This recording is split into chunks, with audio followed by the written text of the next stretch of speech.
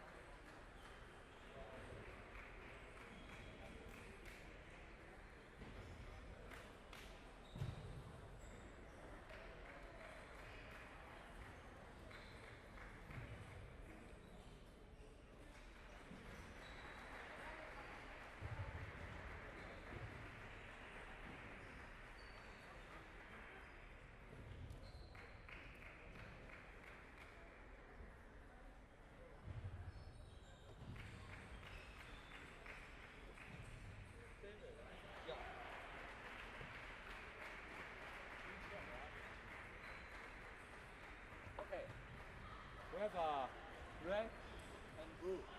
Which color you prefer? Huh? Red, blue. Okay. Red. Serve. Okay. You have a. Are you serve? Okay. 2-minute long.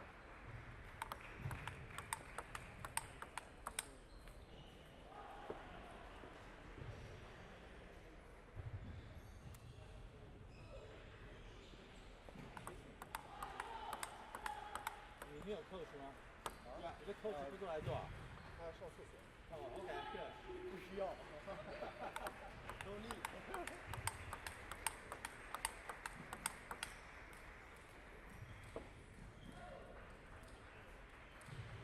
All right, and we are back with the day 2 action. Looks like David Lin of UBC, the lefty. Yu Chin Ding of NYU, right hand. Both shake hands inverted players. NYU obviously coming in with high hopes. They won the national championships the previous year. Trying to run it back into a repeat. It's very, very difficult to repeat in college table tennis. There was a series of years where Texas Wesleyan was able to do that, but college table tennis clearly has grown over the years. The level of play has increased. The amount of U.S. juniors that played at very high levels, the number of them is increasing to come into the college ranks. The amount of internationals that are coming over and playing, and they're doing their graduate programs at various schools throughout the country, just makes this a really, really high level. And the fact that we have several schools from Canada represented here. The Canadian table tennis scene is also super impressive. Out on table number 1, there's a Canadian national team member, Jeremy Hazin, representing NYU. So we're in for some really great matches today. Again, this is quarterfinal rounds of the team's Coed division, NYU versus UBC.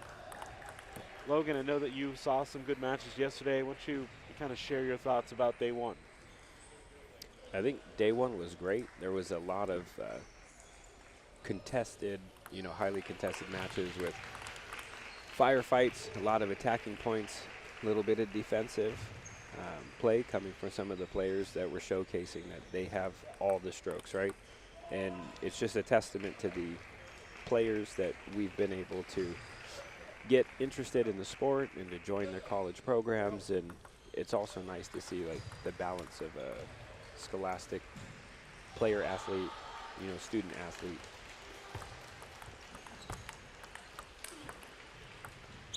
And right there with that inside out ball, like they have all the shots. So I think we're gonna be in for a treat with this matchup between these two teams. Yeah, super impressive field there from David Lin of UBC as he was able to just cut across the ball and shorten up the point to get himself back in position to hit a really strong shot. So David Lin leads early 2-0 in game number 1. Again, this is the quarterfinals, an opportunity to move into the semifinals of the Coed division. This is an impressive block from the lefty there to take it out wide to the forehand side.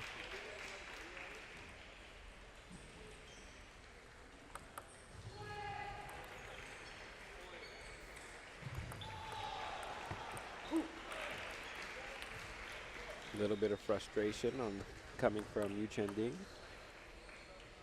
Let's see if he can channel that into some aggression on the table.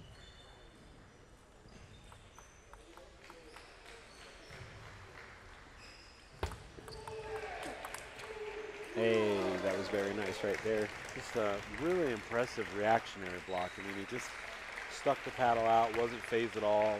Great control to redirect somewhat down the line, and David was really all out on the forehand, so he couldn't get back to recover for that. But it was a really impressive block by Yu Chen Ding. But it's not something I prescribe you to go to often, right? When you have such a big, explosive forehand coming at you, it's a lot to just try to anticipate a block open court.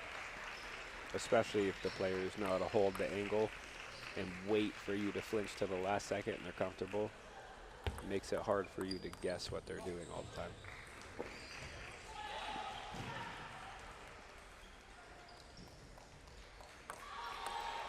You can definitely tell though that right now in the quarters, like the talent is increasing round by round, and we're starting to see the real special players. Yeah, and early on I'm seeing here that Yu Chen is definitely content with allowing David to be the initiator of attack first. He's a little bit passive on some of the blocks, and then he wants to counter. Fortunately, unlucky edge ball there for NYU. They still trail 7-2 in game number 1.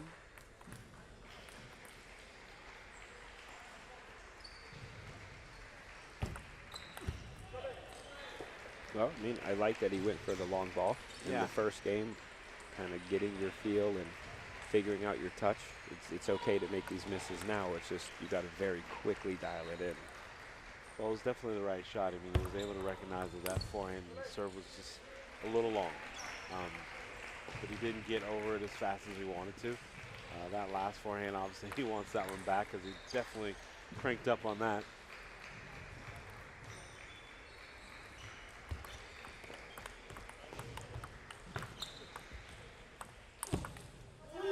That was good patience there. So he's definitely doing a good job of being patient early on in the point, setting up with a block, and then when he sees an opening, he's good to step around on the forehand because it is a pretty big forehand. But he's just waiting. It's just I'm really impressed with Yuchen Ding's control of the ball. I think at this point, you know, he just can't give away his position on court early with that return of serve because he definitely left some return of serves a little high.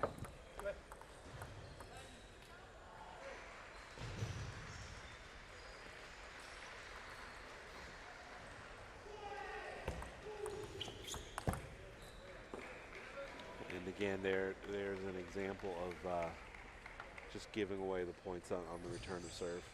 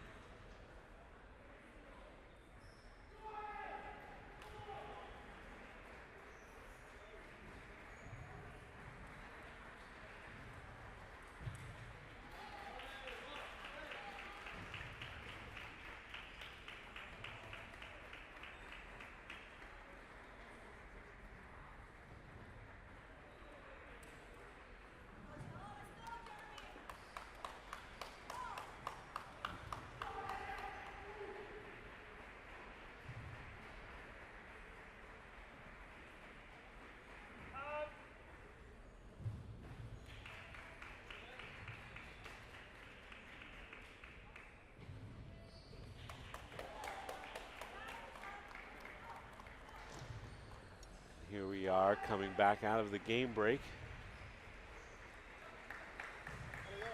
UBC out to a really strong lead there. One game to love, takes game number 1, 11-3.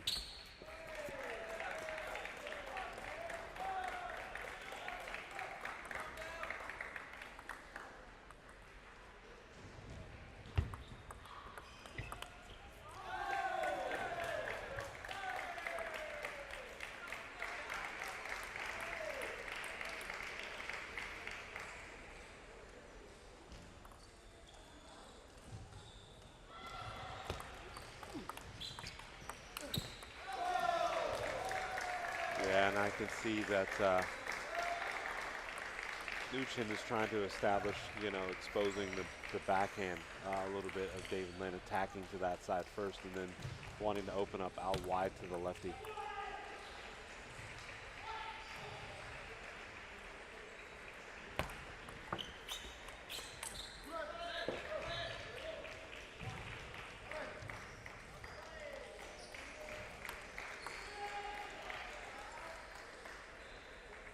Yeah, great start from Yuchen Ding with 3-1 on his serve. And there you have it again. David Lynn's right back to the attack immediately off the return of serve.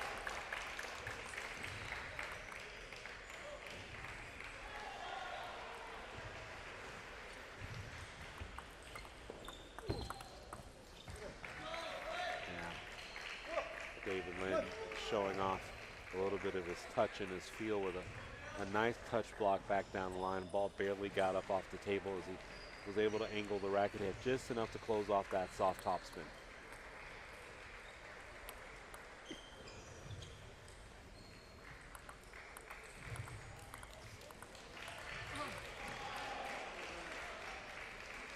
We got a lead on court 2.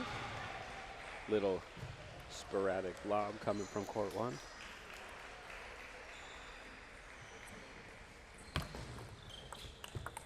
I'm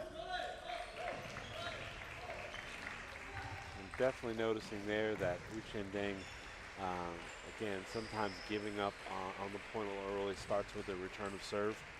David Lin noticing that Uchin is struggling a little bit with his return of serve, so he's hitting with a lot of long spins into the body to try to get the ball up.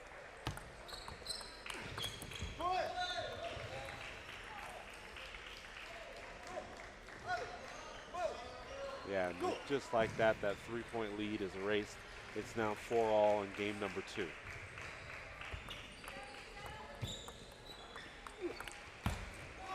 Yeah, good touch and field game.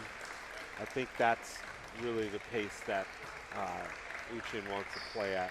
Opening up with a soft push and then comes back with a soft top roll.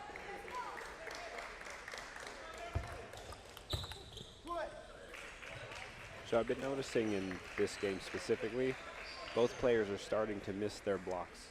So I think they're both amping up their forehands with a little bit more power, a little bit more spin, so it's trickier. Whereas in the first game, they're feeling each other out, and the amount of speed and power while they're grooving their swing was tolerable. Well, we saw in game number 1 that Uchin did have the ability to crank up the forehand a little bit. I think that varying up the speed and spin really is going to help him, but he's going to have to not just run back soft top open every time he sees a larger opening. I think he needs to take it, and he doesn't have to take it with such a short angle off to the forehand side. I think he's strong enough, powerful enough on the forehand side that he can take it just right back into the middle of the table or into the backhand and not worry as much about a big counter.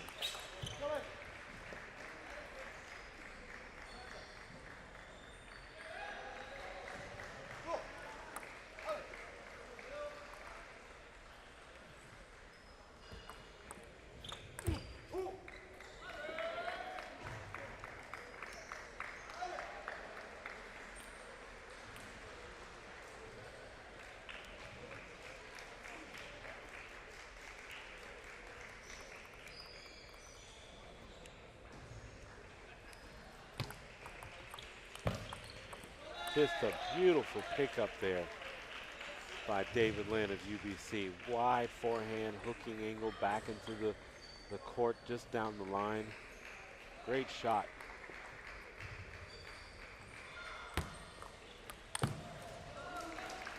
Nice block right off the bounce. Sometimes taking away the time is just as important as adding power.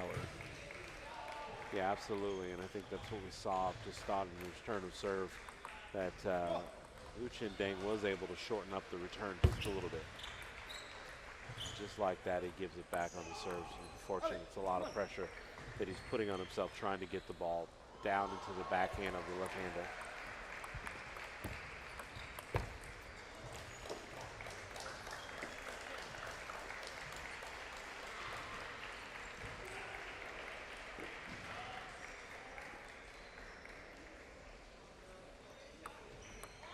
Interesting, David Lin, he's in the lead, but he was the one that opted for the towel break. Well, slowing it down just a little bit. Settling himself, he's an explosive player. He wants to keep the pace fast. But it's okay, I mean, you gotta remember, he started off down, they were tied, and then he came back, he was able to, take a little lead. I think he's still really in control of this, and it is advantage him because he's the server right now. And a beautiful shot right there. And even then, I didn't think that he would go with the safer, heavy underserve. I thought he would have tried to get away with a longer, deeper side top serve. But there you have it. David Lin takes game number 2, a little bit tighter in game number 2, but he still prevails, 11-9. Again, you are watching day number 2 of the 2023 Collegiate National Table Tennis Championships. This is Coed quarterfinal action, NYU versus UBC. Out on table number 1 is Jeremy Hazin versus Lak Zhang of UBC. The winner of this will be on to the semifinals and some of the other semifinal matches going on today. On the co-ed side of things, there is Texas Wesleyan versus Harvard, California versus Northwestern, and Western versus UCLA. So we have a couple of the California schools in. There's a couple Canadian schools, one Ivy League school, and the many-time national champion Texas Wesleyan, looking to regain their title.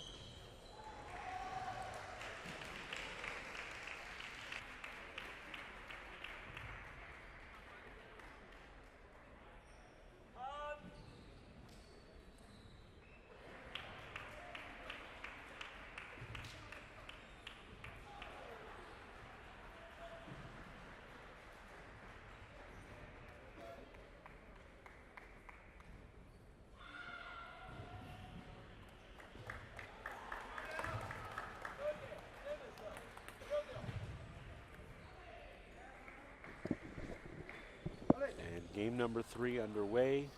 David Lynn of UBC to serve.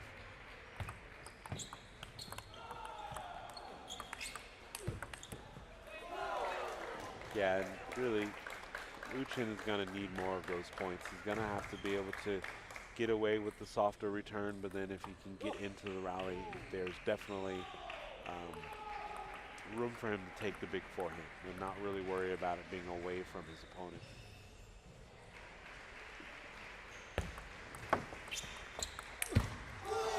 And just like that, we saw it. Great push into the body. David Lynn did try to step around and gave him a really lollipop of a forehand there, and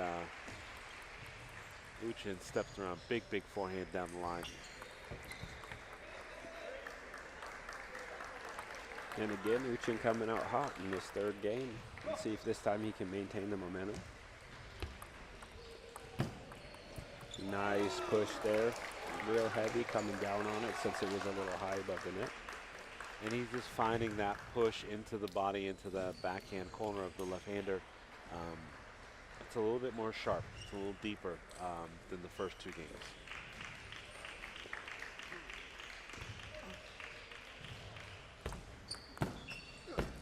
I like the side swipe.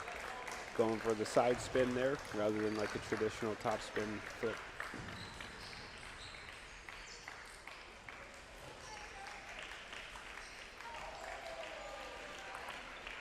Sometimes all it takes is to slow down the pace a little bit, throw the timing off on your opponent because the game's so explosive.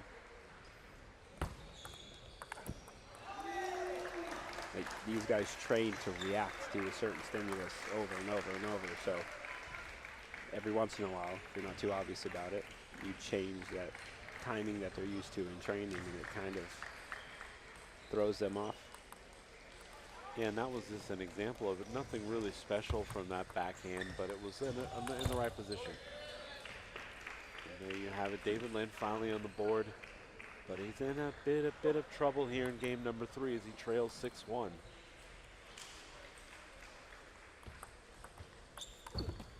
Beautiful wide out to the forehand of Uchin.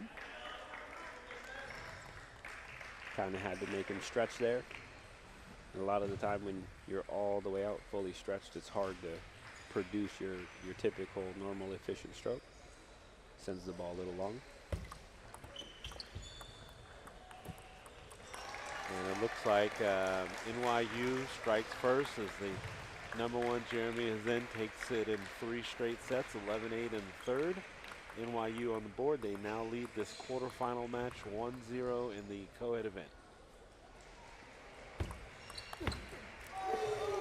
Nice backhand by Uchin.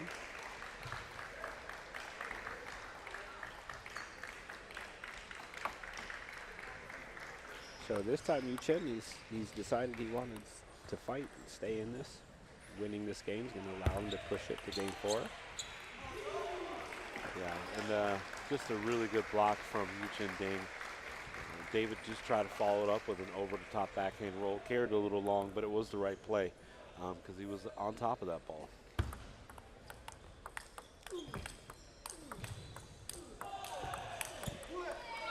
Just a super impressive, explosive play a display of a bunch of counters and some backhand punches. I really did like where I saw David going with. He didn't try to take too big of a cut on the backhand side. He was very content just rolling and punching.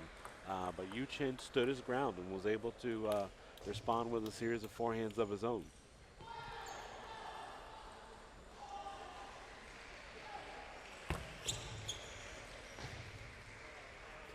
And looks like David got an edge there, apologizing.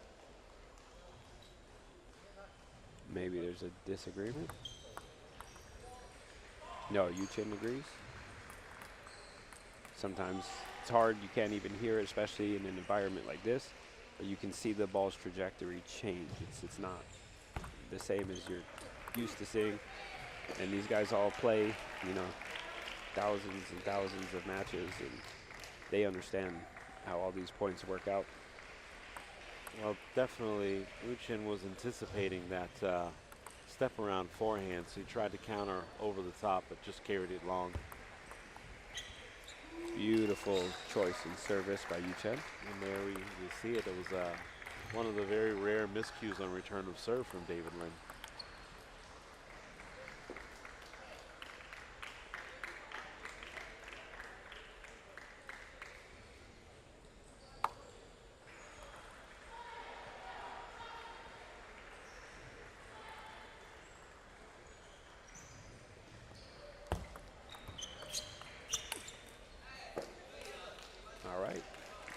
Another game point save. David's still fighting. I mean, he can just pull off a small little run here, get 3 more points to go to deuce. He could try and wrap this up here for his team right now.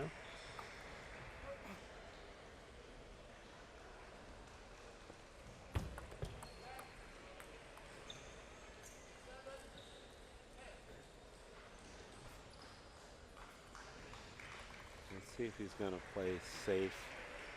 Short under to the middle, or if he's going to go back to long and spinning.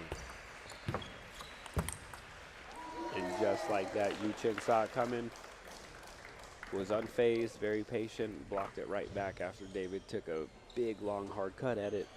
And still kind of admiring his first shot when the ball came back.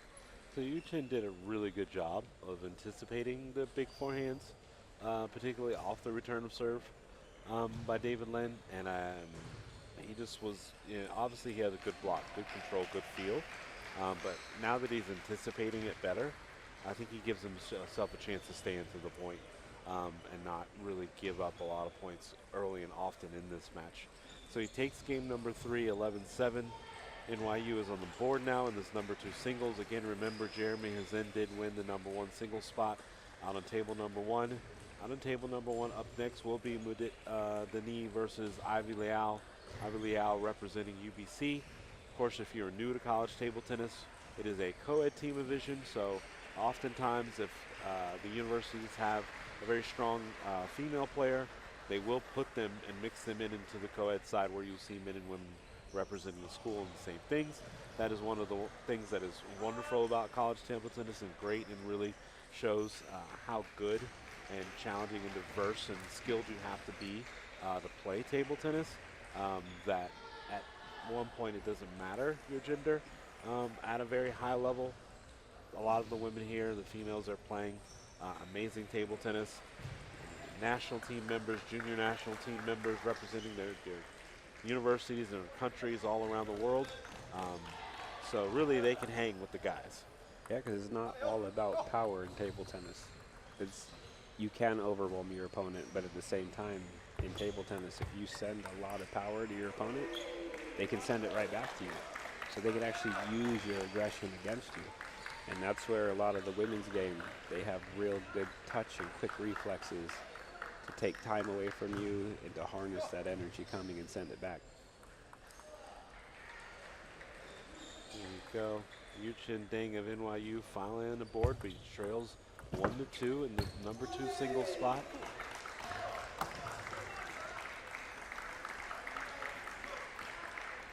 So the hard thing mentally for David is when you end up being up 2-0 and you only have to win one more and you can 3-0 your match. If your opponent starts gaining traction and ground, it almost starts applying extra pressure to you mentally. like, how did I let this go? How did I give away my lead? So if this goes to a game 5, you almost want to give Yu Chen the huge advantage leading into that game. It's up to David here to stop his momentum. And a great forehand there would be just the thing to do it. Yeah, and again, Yu Chen electing to kind of hold his position at the table, block that shot back, but David Lin was able to come back around with another follow-up forehand that was just too much.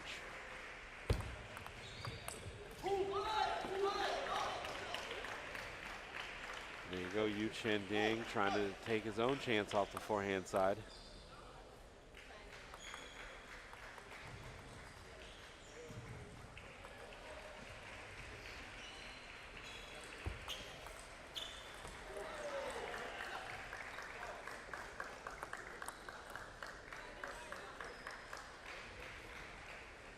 Yeah, smart foul break there from David Lin. Take his time. He knows he's still up in this match 2-1.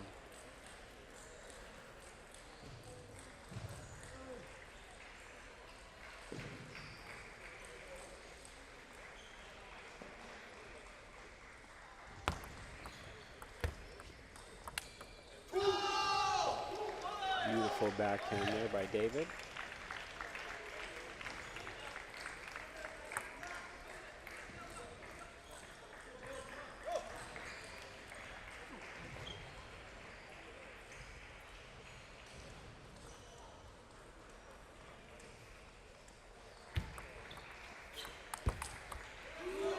And again, just really good reaction from David, right?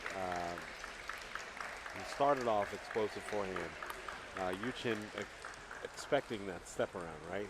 The last 2 games, he's been right there. Whether or not his block lands or not, he's in a position to where, because David went so all out on the forehand, it's hard for him to recover. And Yu Chen knows that, so that's why he's electing just to kind of hang tight and block it off. And I mean, you saw it right there on that point again.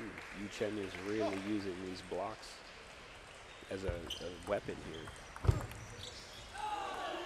And even there, I like the deception. Yu Chen looked like he was going to open up, push, made the adjustment, went to forehand soft loop, and that caught David off guard.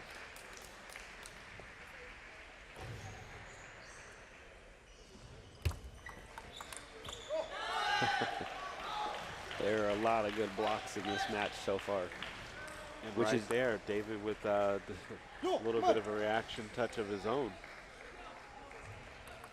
Actually, of all the action we've seen, I think this is the heaviest blocking tactics match we've seen. Yeah, I just don't recall a match that had that many block winners in it. It certainly happens, but Yu Chen really putting on a bit of a clinic here, and David now saying, hey, I can do that too.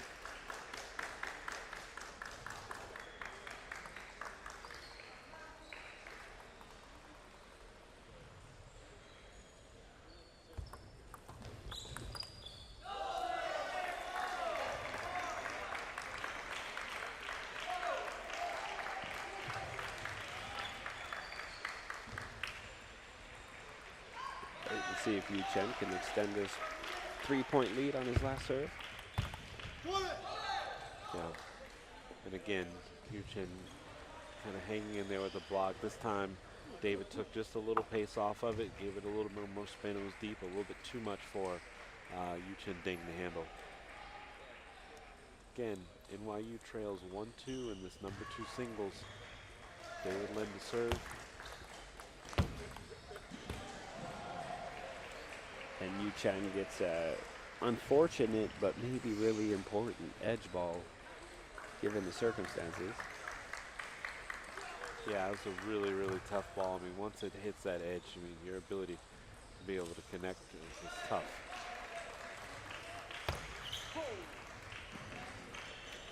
David with the generosity misserved there. He has to laugh it off. He knows you just can't give points away, but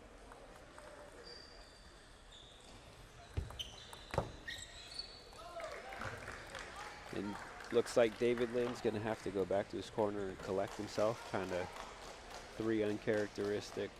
two uncharacteristic points in response to the edge. Yeah, and just like that, the player from NYU, Yuchen Ding, finds himself going to a fifth where it was all David Lin early in this match. Being aggressive, setting up forehands, stepping around on the forehand side. Even when Yuchen Ding was hanging in there, blocking open court, he was not phased. He kept that game plan, wanted to be the aggressor. We saw him take a step back a little bit in game number 3. I'm not sure. I think he gave away a lot of points. He just, wasn't there in game number 4. So he's going to have to do a really quick adjustment into this 5th game and get back to what got him here. That all-out attack really, I think, is what suited him best in game number 1. And if he can get back to there, then I see him winning game number 5. And the one thing I don't like, if you look at the scores, there's an obvious progression where every single game, David's done a little bit worse and Yuchen's done a little bit better. And it's just been a downward trending slope for David. So let's see if he can find a way to break the momentum, break through the resistance.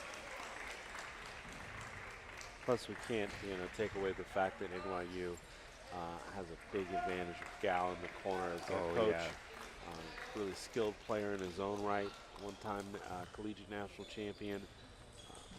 He really, at a certain level, he can probably coach you through your match if you're capable of executing certain things.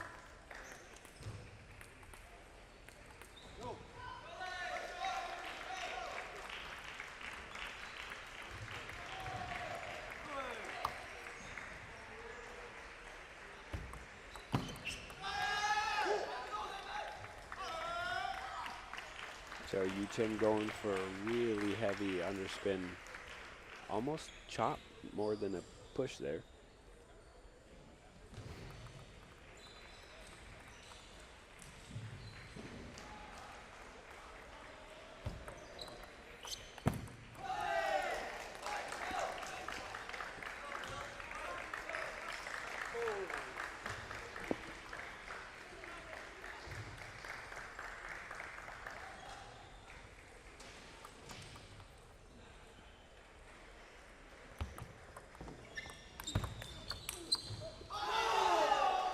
There is the really first time we saw a big counter from Yuchen Ding off the David Lin attack.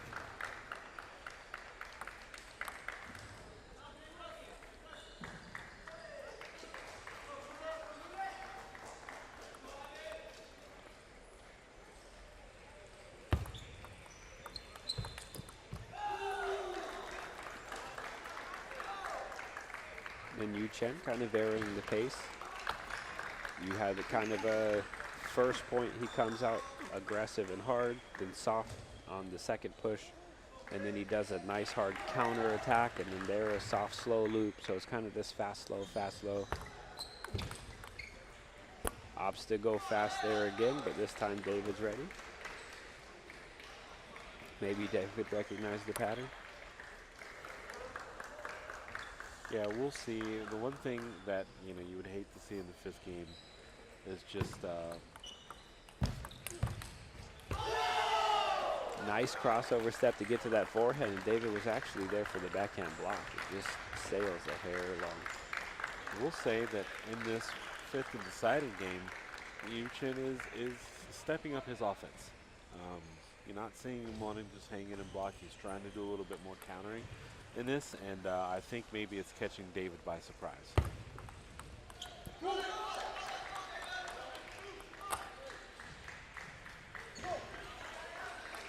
I don't know if it's because it's their first match of the day, but I have seen both players practicing strokes in between points, even taking the ball to practice a serve or a ball that went off the edge to practice a side spin.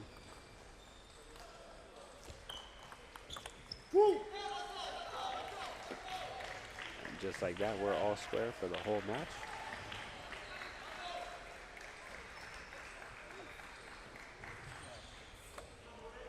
And I suspect this one to be a tight one. Here, 5-all. Yuchen Ding fought his way back into this to take games number 3 and 4.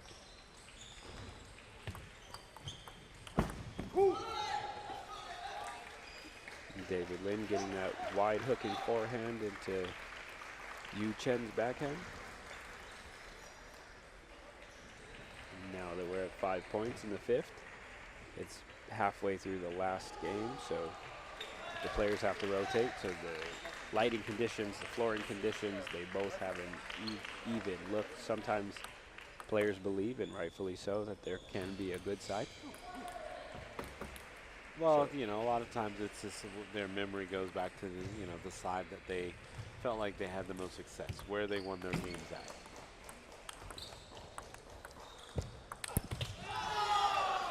And just went a little too hard and maybe reached for that punch. Yeah, I don't think he was in too the far. best position, right, to execute that shot. He wanted it. It was the right play. He just didn't have his footing right for that ball. Tried to catch it early to go down the line instead of maybe letting it develop and going back cross court.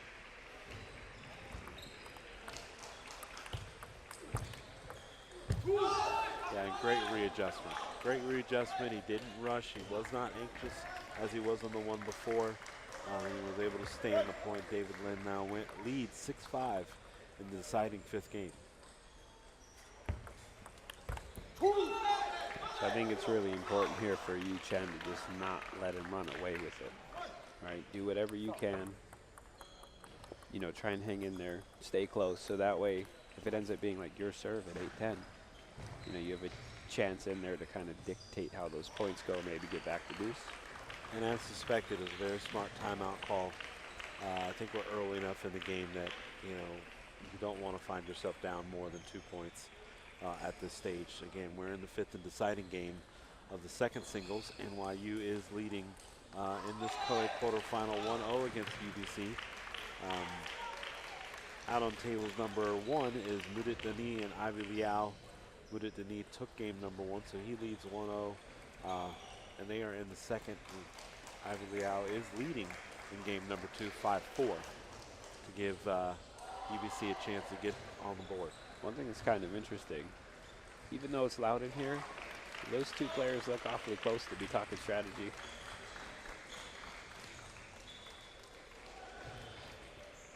Both coaches, both players could literally turn around and touch each other. So you got to wonder if either one of them are picking up anything about the others. You're really not paying attention to what you should be doing if you're finding time to listen to your coach and try to listen to the team next to you. It's I don't know, they both look like they're having fun, both smiling. You get David's side, he's getting a little pumped up, teammate giving a little pat on the back there. Like, come on, you got this. And he just started off the match so explosive that, you know, you want to try to get him back to that point. It was really just in control of the points, starting with the serve, and on the 3rd ball attack was huge.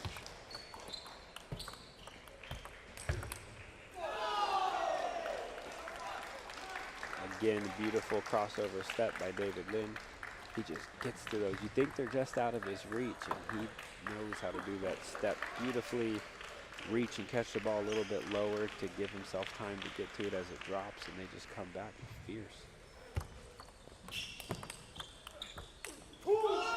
And that is a David Lin constructed point at its best. It's a long spinning serve into the body.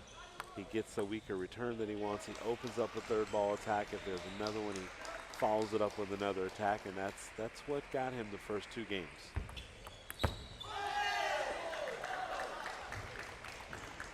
Trying to keep the aggression, catches the edge of his paddle.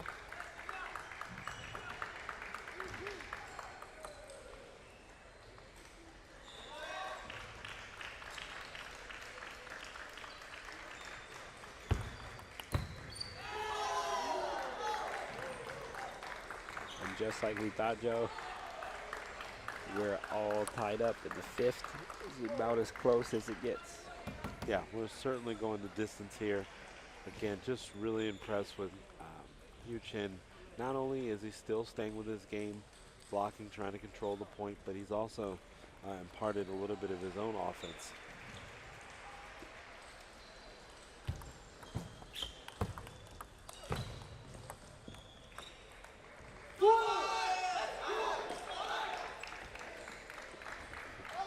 And again, that beautiful crossover step, getting to that ball that looked just out of reach, and it comes hooking back into play. And it catches Yu Chen off guard with a passive block, and David ends up winning the point.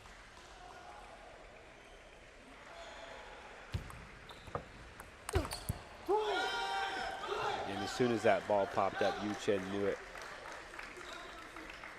So here we are, like I said, we got 8-10, Yu Chen to serve. He has an advantage in the fact that at least he can dictate the start of the point. He has no control or little control over how it finishes. And the power from David Lin, just a little too much. I wanted to say there as David Lin closes it out in 5, 11-8 in the fifth. I was hoping at the start of that Yu Chen did not get cute and play a long serve, because that favors David Lin. He wants the ball long, he wants it up so he can step around, and he's very fast to move around to hit a forehand, and that's exactly what we saw there. So now it's now not at 1-all in this co-ed tie, this quarterfinal. UBC has one, NYU has one. Mudit Denis is in control of his third singles out on table number 1. Again, I'm Joe Wells. Alongside of me is Logan Zimmerman. We'd like to take a moment to thank the many people that make this weekend possible: the City of Round Rock, the Round Rock Sports Center, DHS, Pong Space, Major League Table Tennis, NCTTA, and its many volunteers and staff who this amazing weekend we just wouldn't be possible without the volunteers, Logan. They mean so much to our success, and we're really, really thankful for them every year that they come out and visit with us. And it's almost as well a bit of a break for the weekend that we get to see some people that we hardly get to see. We talk over email and through Zoom call, but to be able to just engage with someone in person means a lot to us and to the sport. So happy to have them here as we take a quick break here. They are about to have the fourth singles underway. It's going to be Calvin Chan of NYU versus Edison Wong of UBC. I'm Joe Wells, Logan Zimmerman. We'll be back shortly.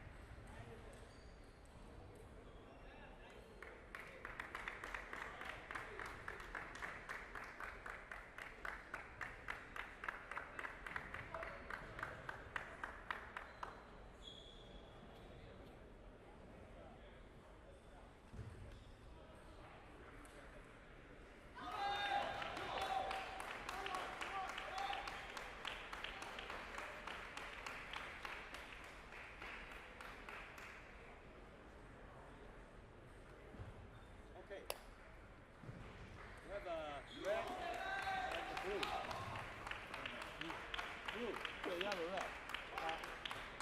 Group. You can choose serve or receive or side. I'll serve first. He was serve, so you choose that side. Okay. Nice booty, come on. Okay, 2-minute warning.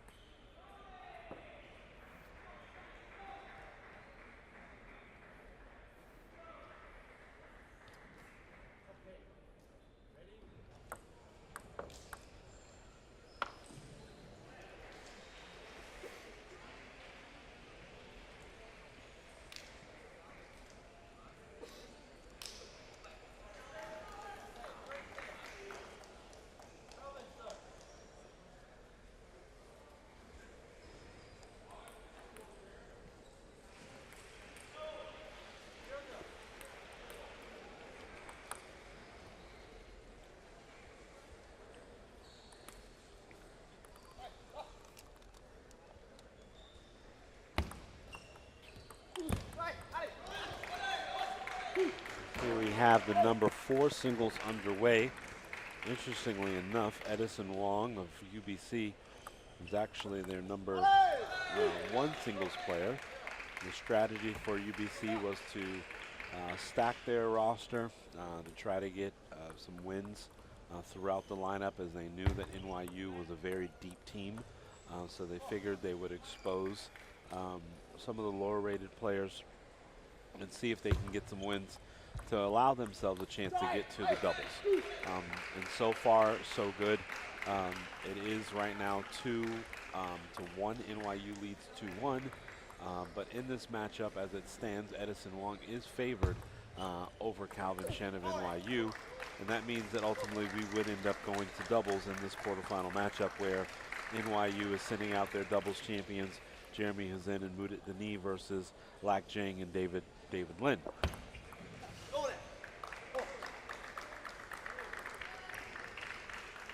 So one thing I can't quite tell yet, if you notice on the right foot of Edison Wong, he's wearing an ankle brace. And a few of his motions and movements almost look like he's favoring it a little bit. To see if that plays a factor in his footwork or any of his technique.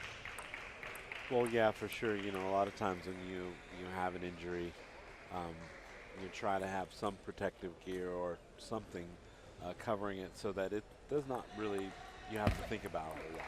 Especially in a sport where there's so much movement, particularly a lot of lateral movement in table tennis. And these athletes are so fast that you want them to be able to play at their highest level without concern over injury. And so hopefully he doesn't end up, moving a little gingerly throughout this match. As you can see, he's just really good footwork, explosive player.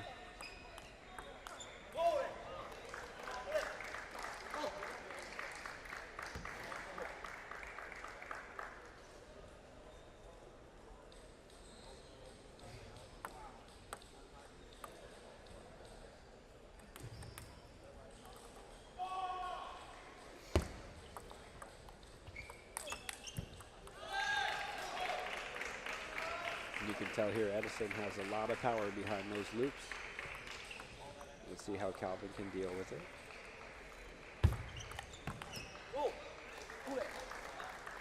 A little bit of gamesmanship after that point. Calvin kind of staring down Edison as he hands the ball back.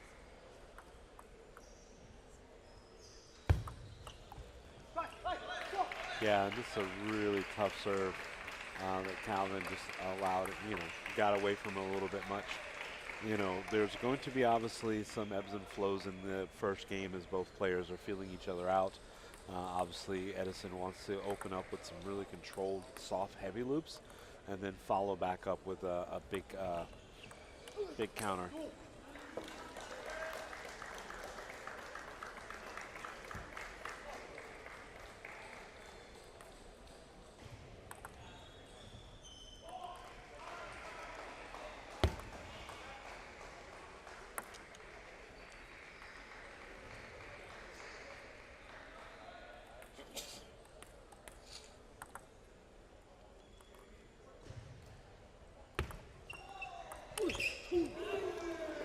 Just a beautiful rip from Calvin Chan there.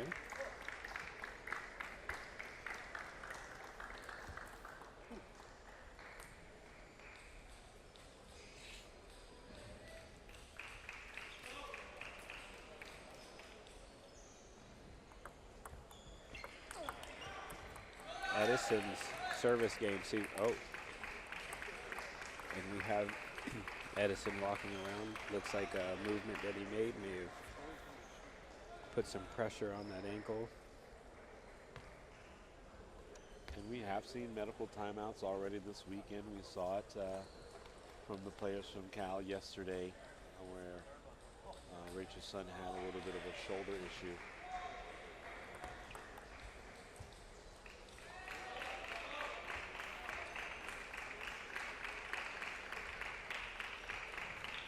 Although Edison is experiencing obviously some sort of discomfort or pain, that has to play into Calvin's mind as well as far as what he's going to do.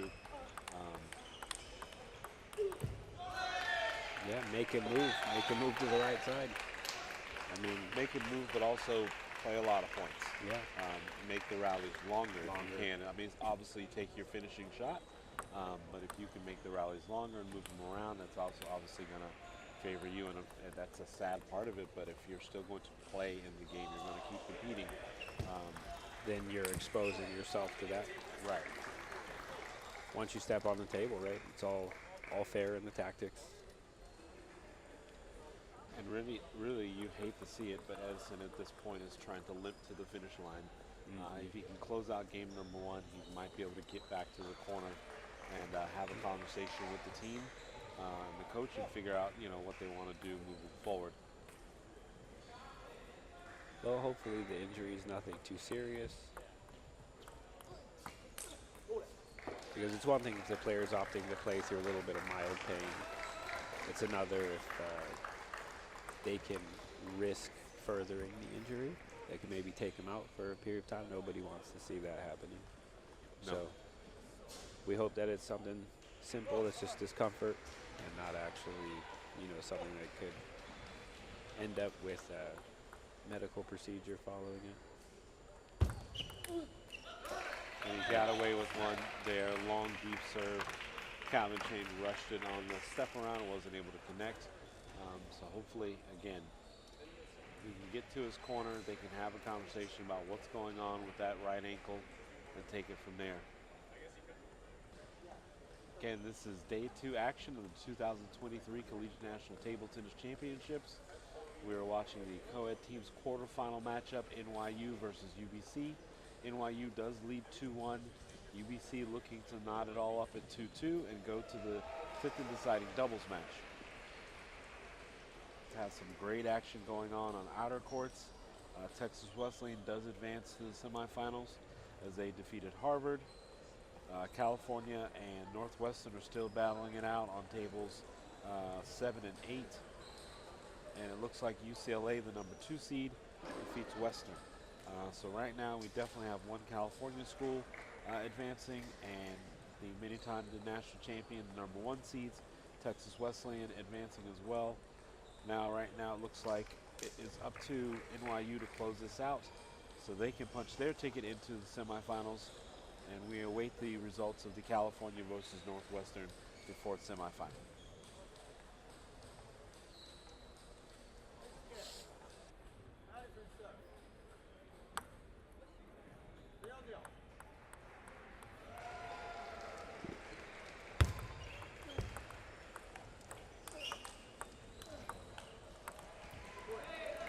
Edison still with a lot of explosion, even with that hurt ankle coming out from the coaching session in between games.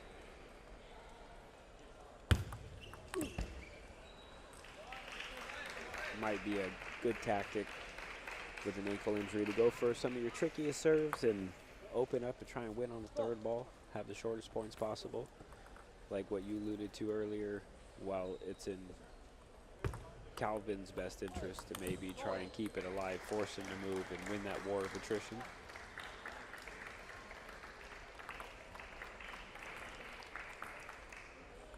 And I honestly think that Calvin can do that. He just can't start the point with speed up, right?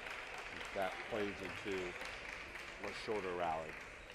You want to for sure keep Edison honest, move him around in and out as best as you can, and then take your shot.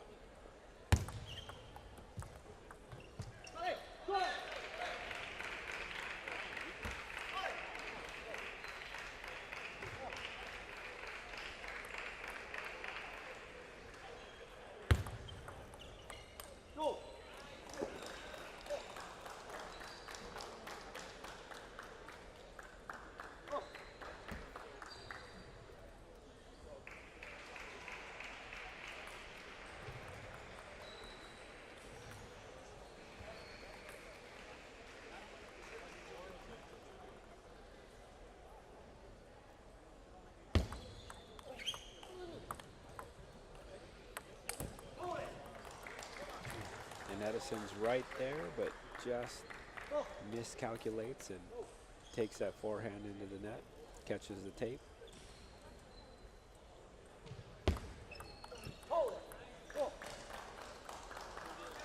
Nice serve there by Calvin.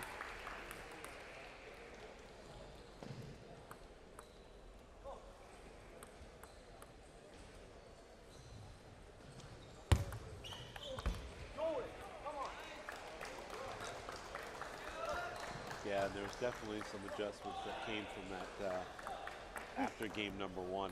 Edison is showing that he's not being as passive and giving Edison an opportunity to dictate the tempo. So he's playing a little faster. And Calvin's on a nice little run here. Edison came out swinging and got a little lead, but now Calvin's been dictating everything. Slick little inside out forehand there. And we didn't see much of that in game number 1, so happy to see Calvin make those adjustments coming out of the game break. I think going into this, playing as a lower seed, everybody was maybe counting Calvin out. I don't know how much the injury is playing a factor, but right now Calvin looks like he's gaining some level of control in this match.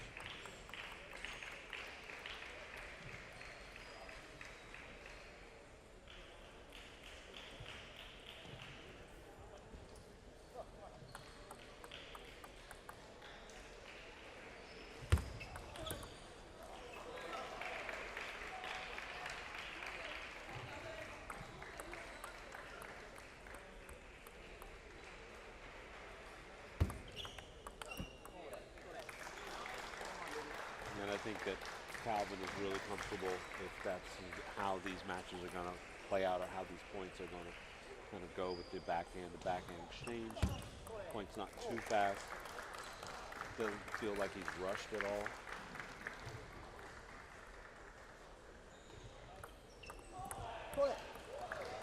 And Calvin goes on a tear in that second game. Yeah, just reels off. Got a lot of free points, I think, off the serves as well. He didn't have to work as hard in that match. Again, we don't know how the ankle of Edison Long of UBC is holding up right now. If he's thinking about it, if he doesn't want to put too much pressure on the push-off. Remember, he has a pretty explosive open, but that also requires a lot of push-off from the ankle. Looks like he's in the corner with the team. He's going to undo his shoe, maybe try to retape the brace, possibly apply some heat to it, see if that'll help at all, and kind of go from there. We're going to take a moment to step away while they're in their game break, but now we are at one game apiece in the Team Coed quarterfinals, UBC versus NYU. Again, NYU leads 2-1 over UBC, looking for an opportunity to punch their ticket into the semifinal.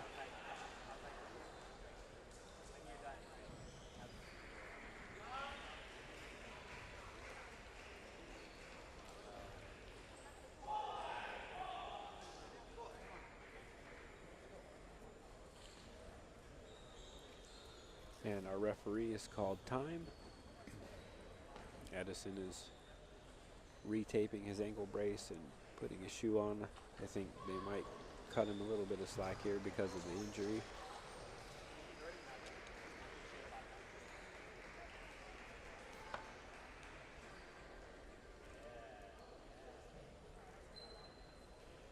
Looked like he was just trying to let it breathe there, get a little bit of relief, taking pressure off it before he starts the next game.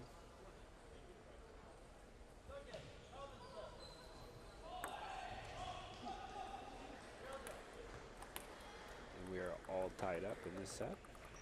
1-1. Calvin to serve.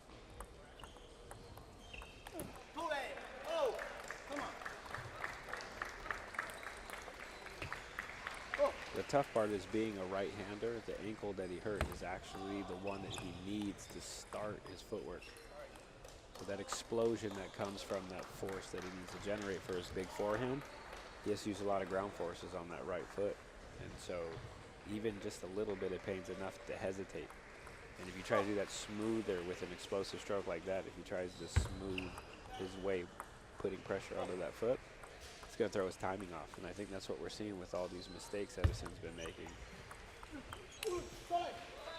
Do you think that maybe even now as he's trying to just, again, work his way through this match slowly but surely without having to retire for injury, that this low-profile A6 attack light shoe that he is wearing, while it is great for table tennis, being so low to the ground without a whole lot of stability and support, do you think that makes it a little bit worse versus if he had a shoe with a little bit more support, like a little bit, top. not even a high top for sure. You see a lot of basketball players get ankle injuries, and they tape up, put on a high top, and they're able to finish, their games. I think the thing that Edison actually has to worry about too is the longevity, right? This tournament doesn't end even after this game. So yeah, he might be also trying to play this like, hey, if I'm the better player in this matchup, maybe I win by just enough.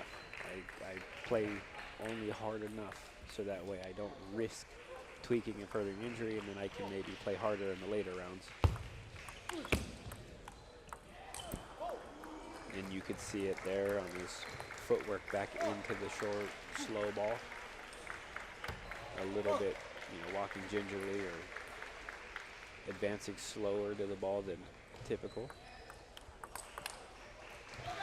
Great forehand.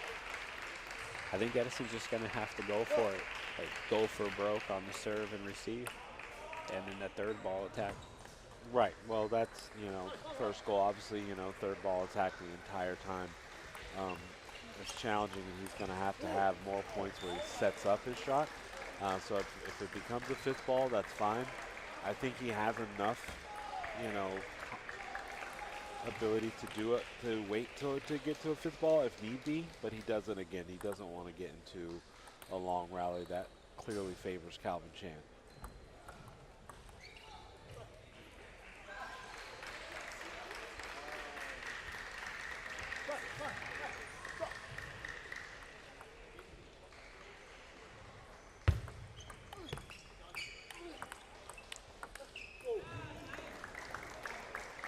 Just overcooked that backhand block out wide, but he definitely wanted to try to pin Calvin into the corner there. Just put a little too much on it.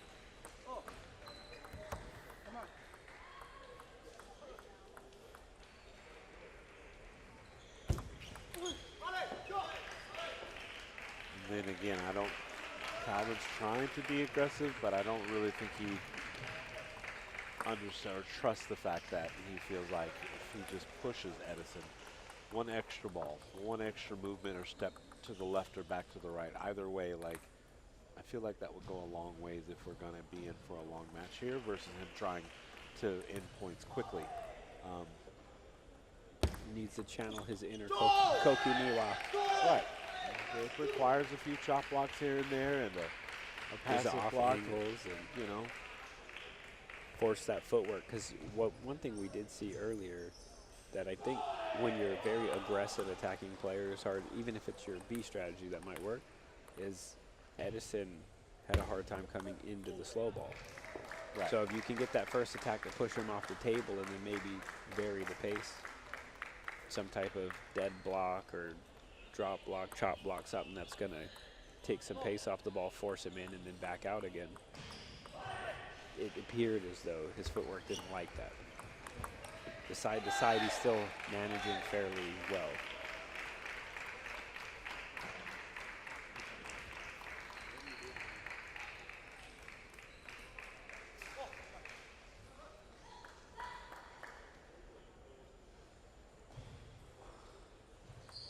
But all in all, even hurt, it's been a fairly contested match.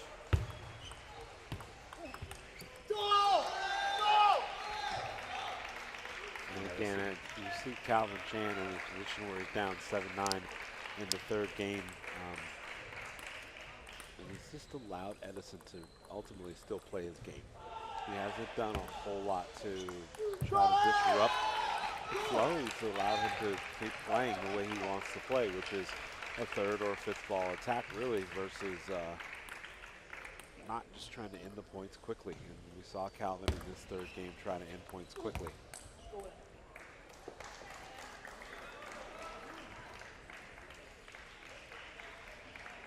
And Coach Cow is taking his time in as the ball rolls by to give a couple tips to his player. Table tennis, after the rules change, you are allowed to coach your player in between points now. Just not during.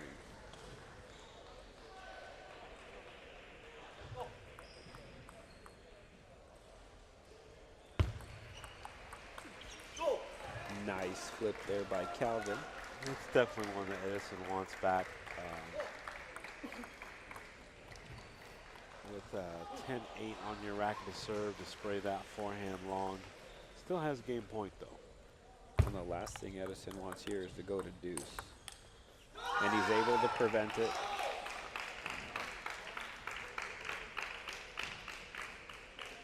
So now he's up 2-0.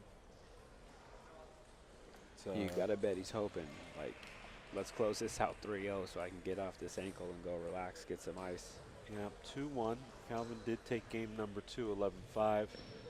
And again, maybe they thought that he had the ability to be more the aggressor and put more pressure on Edison to have to defend. But I don't really believe that shorter points was the way to go. In that, and playing a faster rotation definitely favored Edison Long of UBC. I think Calvin's going to have to open up the game slower, start constructing or building the point the way he wants to, and just make Edison hit more balls again, trying to get him to hit more shots without rushing through the points.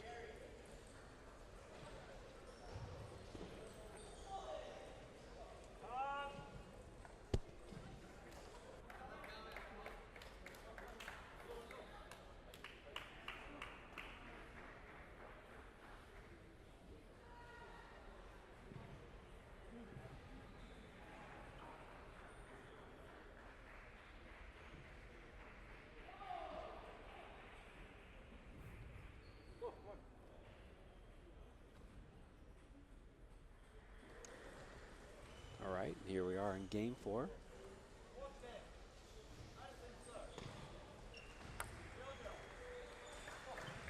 Edison Wong of UBC leads 2-1 and going into the 4th game. This is the 4th singles. If UBC is able to win this, they will go to the 5th and deciding doubles. If Calvin Chang can somehow reel off these next 2 games, NYU will advance to the semifinal.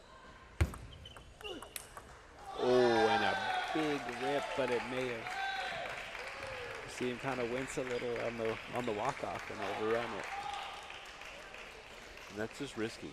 While it's a huge, beautiful point, you know, explosive forehand, that's just a lot of chance. And he manages to win the point, but you got to wonder at what cost, right? I think this is what he was trying to avoid early on. Yeah. He knows he has the explosion in the tank, but when you don't have a stable base, stable footing, it's kind of a... All right, so I don't even know what to say about that, Joe. That was beautiful. It was a beautiful, and it was a smart timeout call. NYU corner saying that there's something going on, that you're allowing yourself to just get rattled by whatever the situation is. A few super impressive, off-balance, falling away forehands by Edison Wong of UBC. Calvin has a big hole that he's dug himself into. And he's still down 1-2, and he's already trailing 4-0 here. So first of all, I'm just really impressed by Edison. Going for broke on, 3 out of 4 of those last shots. And they all hit. And they all hit, but at the same time, he fell to the ground. You know, that he could have really, really done something terrible there. So he might have come to the same conclusion, right? Like, I need to end these points. It's almost just as risky to play the 5th, 7th ball, you know, 4th, 6th ball than it is to just try and win off the rip. And if he knows I'm going to go for a big ball here, but after the stroke's finished, I'm going to kind of just take the pressure off the foot and hope that it is for a winner. yeah, and that's, again, it's a lot of pressure on Calvin to be in, to have to think his way through this. Well, and it's almost hard, too. Everybody's competitive. Everybody wants to win, but I think it's difficult for a player to be like, we're competitive. We want to beat each other at each other's best. So it's like, well, I almost don't want to attack your weak side because I feel like it cheapens the victory, right? Oh, you only beat me because I was injured. So it's really hard to lean into advantages like that. But all's fair in table tennis. Well, I see here that regardless if the ball is short or if it's mid-pace and long or whatever the case is, that Edison is trying to at least end the point quickly or hit a forehand that puts him in a position to end the court very quickly. And I know that coming out of that timeout break, the team told him to settle down. Like, you just kind of have to settle down, try to construct some points, get into some longer rallies, and Beautiful push right there. yeah. Change the angle at the last second. Faked a normal push wide out to the backhand and then ended up coming around the side of the ball, going back to his forehand. Unfortunately for Edison as well, he is not in the doubles position.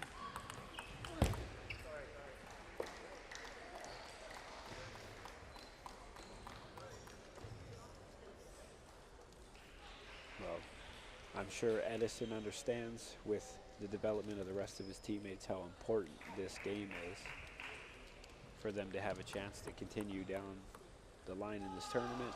So he's going to give it everything he's got. And Calvin with 2 unfortunate points right there. apologizing. That's something that we do here. I know other sports, I've taken the table tennis etiquette over, and I apologize for a ball that clips the net. Some of the other racket sports I've played, it's, oh, well, that just happens. And here the etiquette is, hey, you know, I wanted to win the point. I didn't want to win the point like that. That's debatable. I think it depends on who you come across. I think there's a lot of people that they're unapologetic about their net balls. Even if they do throw their hand up, they don't care. They don't mean it. No. So again, debatable. There are some people that genuinely net edge ball, whatever the case is, they didn't mean to win the point that way. So there's a lot of people that definitely subscribe to it's a part of the game. It is what it is. If that's how I have to win the point. It's probably what's helping keep my rating so low there, Joe. I like to apologize and feel bad. Like, I should have hit a clean shot. I shouldn't have won accidentally because it just bounced weird. Yeah. Shout out to all the nice guys in table tennis, right? Those of you that feel bad for the nets and the edges.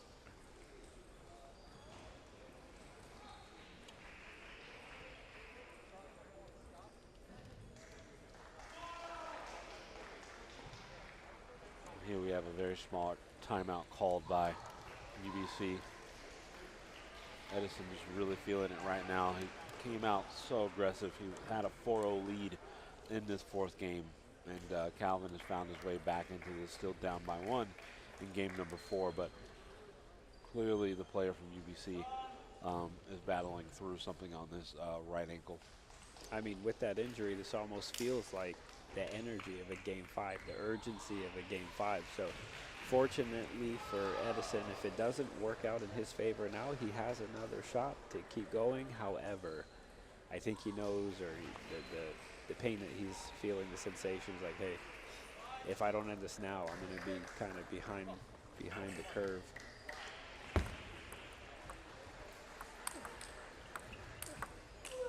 Oh, and 2 beautiful shots by Edison.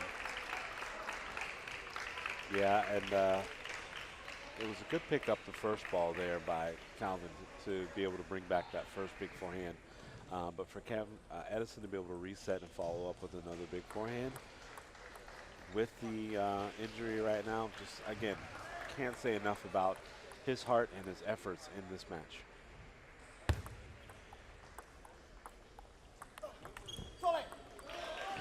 Beautiful controlled backhand. Kind of winning with the less is more type approach on that rally. Whoa! Super heavy underspin serve, setting up the forehand third ball attack, but it just doesn't come down.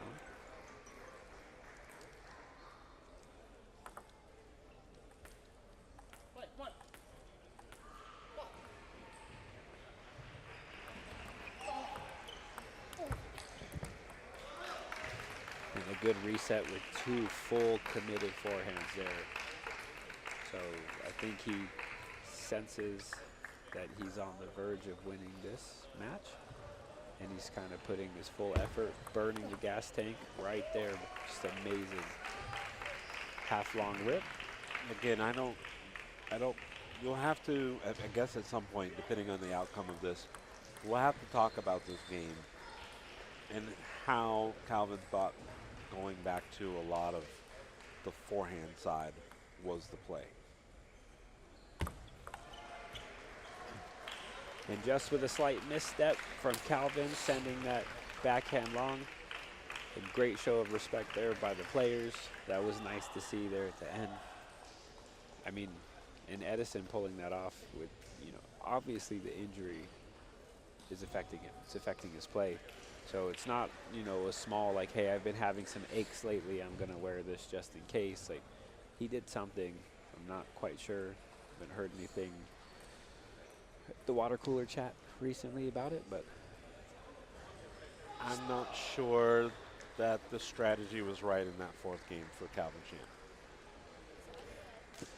But I almost wonder if, like, that last serve, was he fully intending? It was hard from our angle to see his body was blocking, but was he fully intending to send a half-long serve, or did it maybe, you know, with the nerves of the situation, you want it to be short, you don't get quite as much spin on it, quite as much brush, and you send the ball half long and Edison sees it and rips it. Like, he may not have been intending. Now, the forehand or backhand placement, like you alluded to, yeah, with a forehand as big as that, I would avoid that at all costs.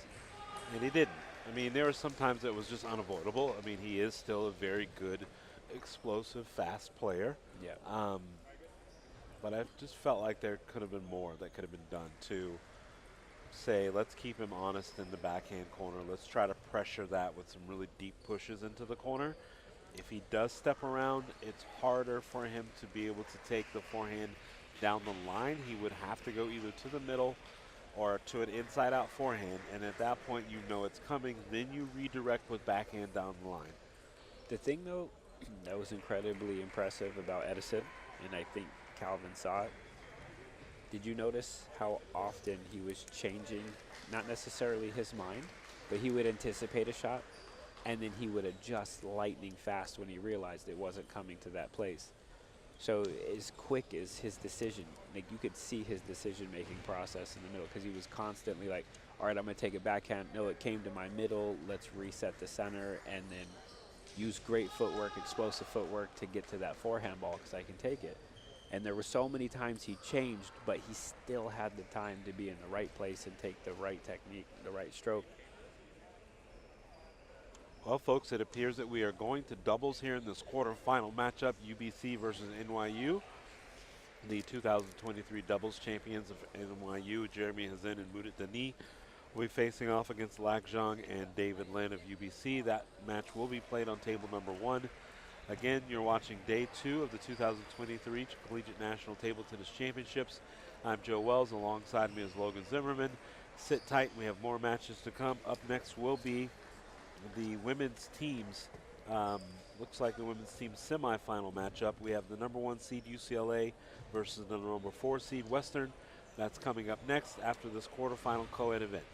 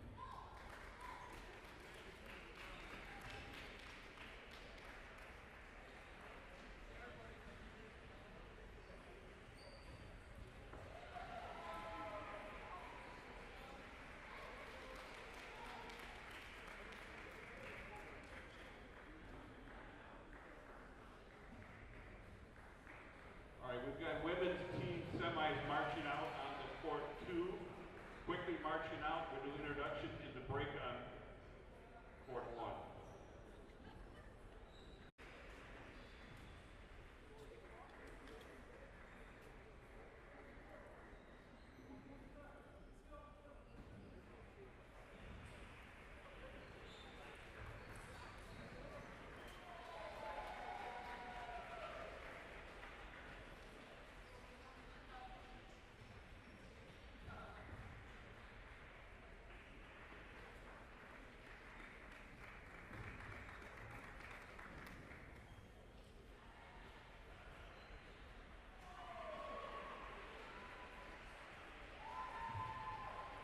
Yeah, the blue and white flag is on there.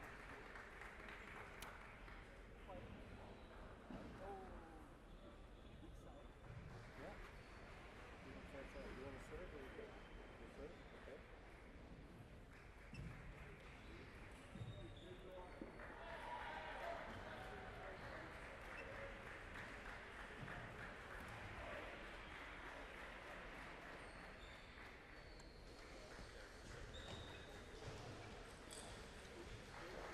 And Logan, here we are back in action. We're going to start the women's semifinal number 1, UCLA versus Western. UCLA, the number 2 seed, versus UCLA, the number 1 seed versus Western. Yesterday, we had a chance to see Rachel Sun in early doubles action. She was experiencing some shoulder pain and issues. She really wasn't able to do a whole lot on the forehand side. That does look like that is not the case. She is hopefully recovered. I do see her, still touching that shoulder, so clearly it's not 100%, but at least so far it looks like she's able to generate a forward motion and a loop. So up next is going to be Rachel Sung against Dorothy Che of Western in this women's semifinals. Out on table number 1, NYU and UBC are in the doubles. NYU looks like they lead it 1-0. They're up 5-4 in game number 2. Remember, there was a great match that was just played on table number 2, where Edison Wong of UBC was able to pull it out and win 3-1 against the player Ding Yang Chen of NYU. And so that just gave them a chance to get to the doubles. He did his job as an injured player. Big respect for him, so I know that his teammates really want this for him in this doubles to be able to get that win, because without him, they wouldn't even have this chance right now. So again, hats off to Edison Wong of UBC.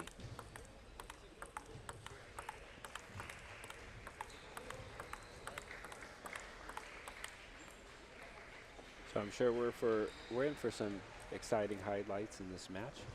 The thing that I believe is going to be some trouble for Western here, though, is UCLA is like on form. Yesterday, the women's, they had 2 doubles teams, both doubles teams, semifinals, finals. It was almost an all UCLA finals. I think it's fair to say that that number 1 seed is well deserved, and they're on a roll, currently peak form. Let's see if Western can step up to the challenge. Yeah, and it's always interesting now because sometimes the lineup or roster construction will have some emphasis to it. Rachel Sung, clearly the stronger out of these 2 players right now, Dorothy Chi from Western. So that's curious to see where Western put their strength in their lineup at, and I'm sure we're going to see how that plays out this afternoon.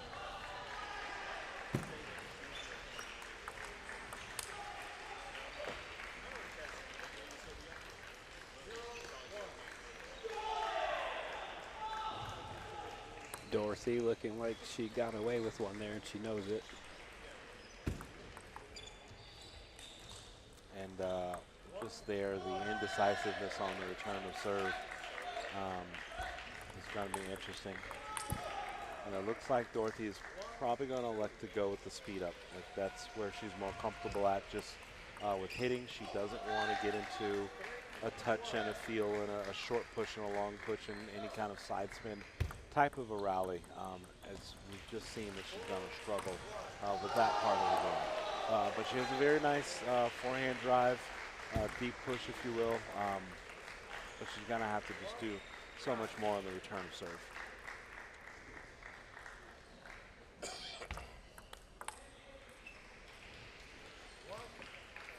And Rachel Sung off to a hot start. Looks like her serves are giving Dorothy a little bit of a fit, having a hard time reading them. Just beautiful backhand opening there down the line.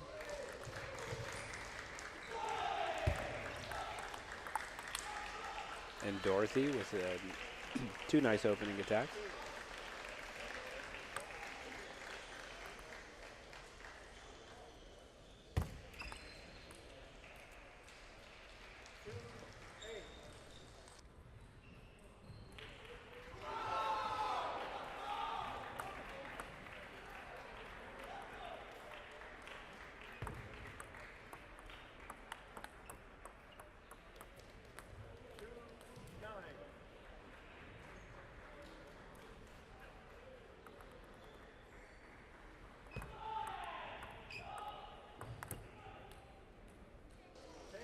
And Dorothy going for the attack, but just clips the net and sails long off the table. 10-2. And Rachel with a heavy side spin serve. Dorothy tries to target that wide forehand and misses it wide off the table. So she's going to go back and consult with her team, see if they have any good advice or anything that can help her close the gap in the games coming up.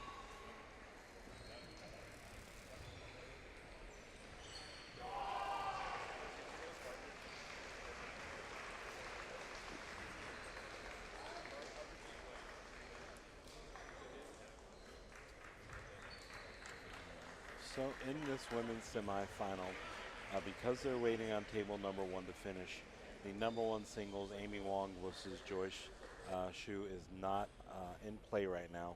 We are watching the number 2 singles go out first, Rachel Sung versus Dorothy Che of Western.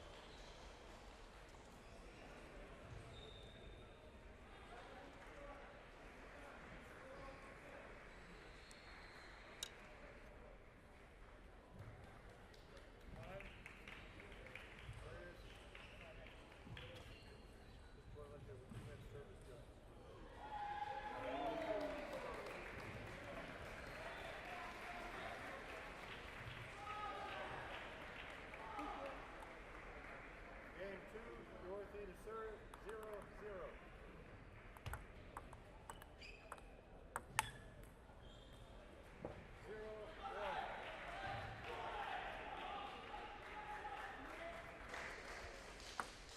So Rachel manages to get the high ball off the strategy there, but misses the attack.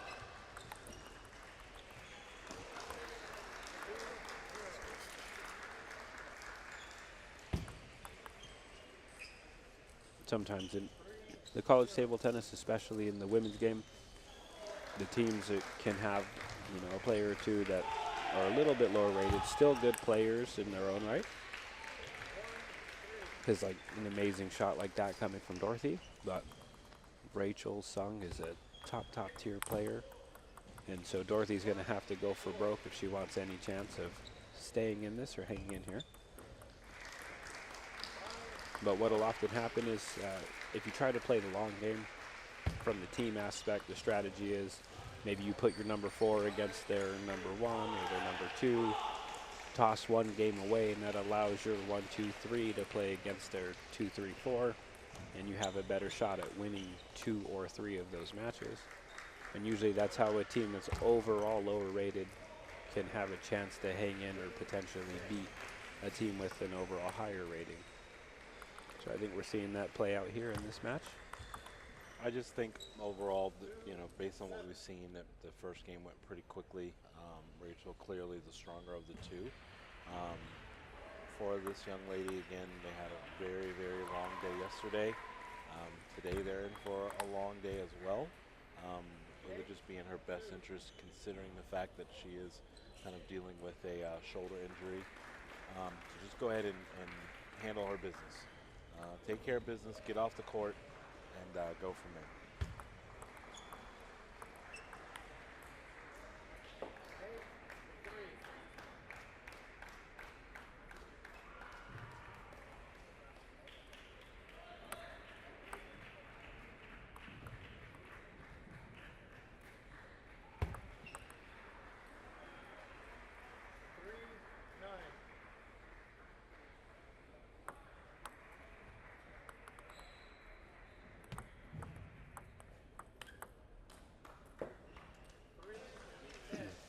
Rachel Sung with beautiful backhand.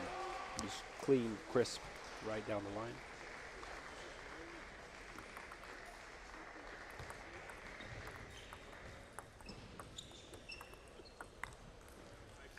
Misses the forehand flip, just barely.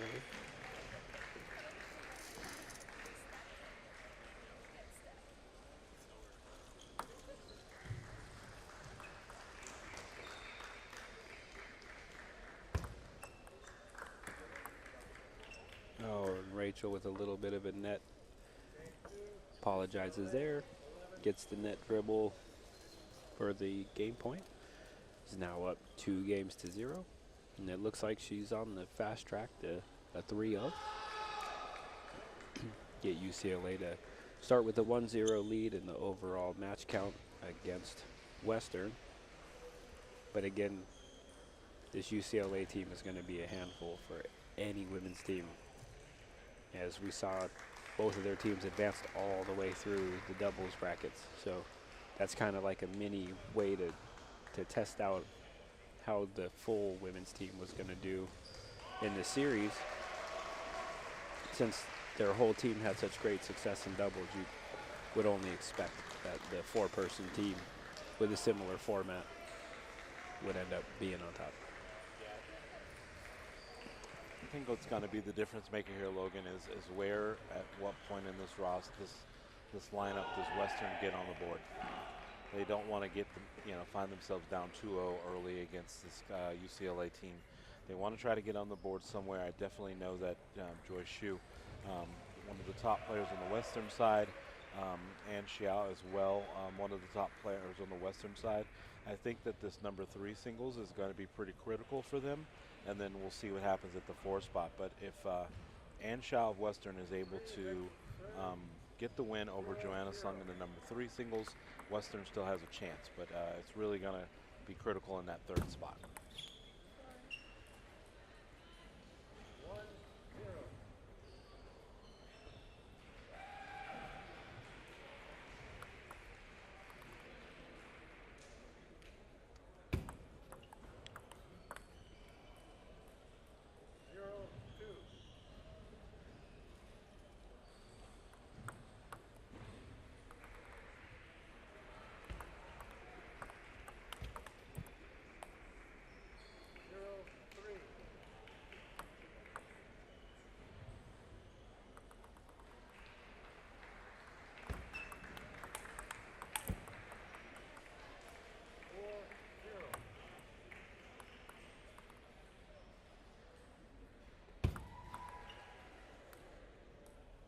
Just a really, really tough serve there for Dorothy Che of Western to read.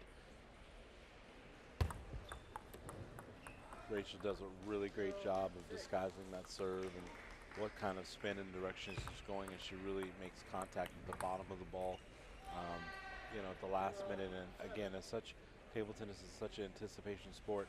When you have to wait that much longer to see what's happening with the serve, it really can throw your timing off for your return.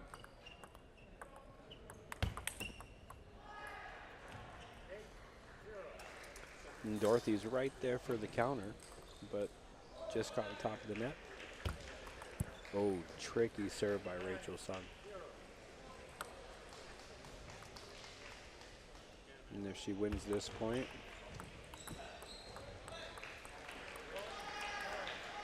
I was wondering if we were going to see some sportsmanship. Serve dumped into the net. Maybe that backhand was that. Possibly. Not make it too obvious. You never know. I mean, clearly she's really in control of the this 3rd and deciding game.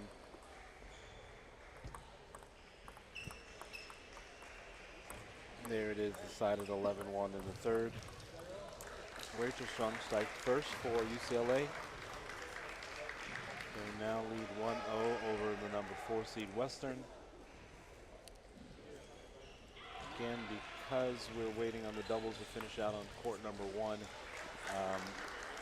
if this holds in form, they will put out the 4 singles, but we'll have to wait and see what the tournament directors want to do here as they went ahead and started this women's semifinal.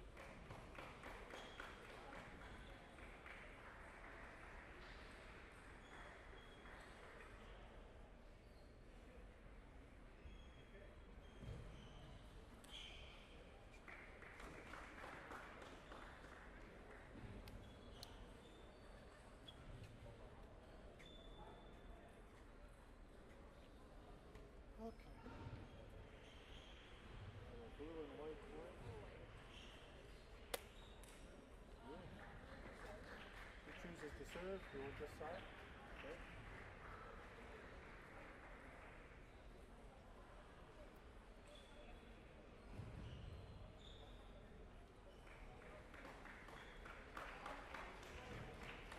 Give me the warm up.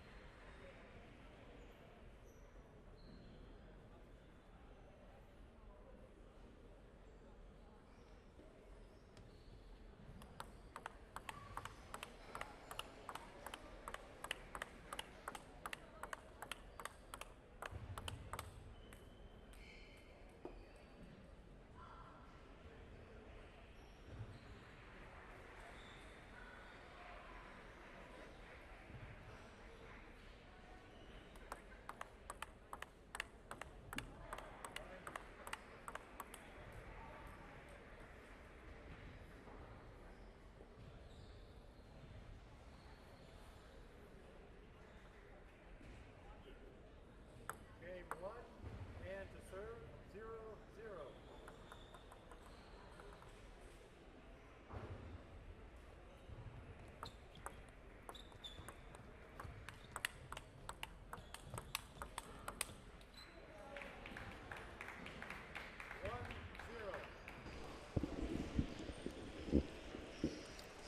And we're back with the women team semifinals action with a wonderful rally to start things off.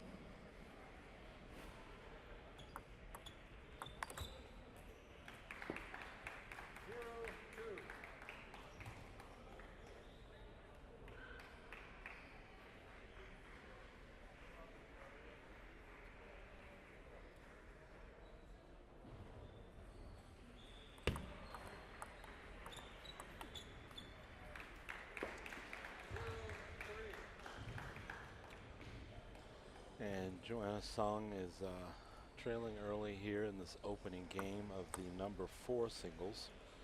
Excuse me, the number 3 singles. 4-0.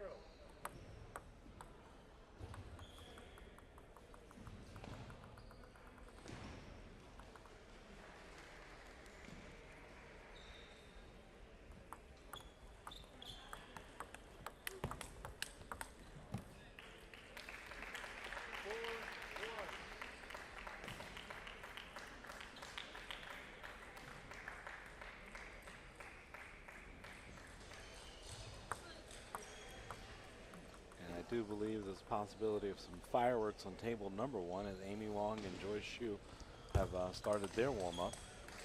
Again, Rachel Sung of UCLA put them on the map early and with a loud voice as she took care of Dorothy Che of Western 11-2, 11-4, 11-1 on table number 2. And right now on table number 2, Ann Shao of Western is up 5-1 in the opening game against Joanna Song.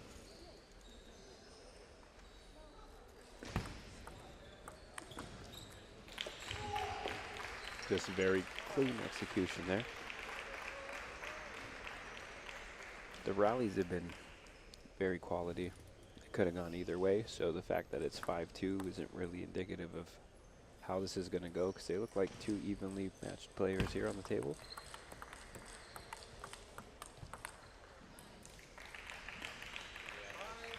It's definitely going to be some very good rallies that are going to take some unlucky bounces, and that's as they both really like to hold center court of position with the backhands, a short roll over the net or a backhand drive.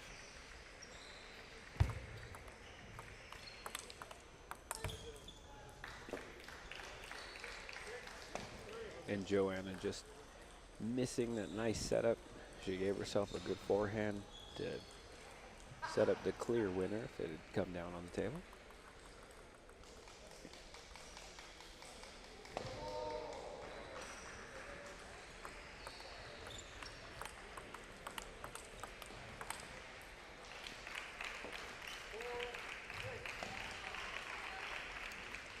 Very meticulous there with her blocks and punches.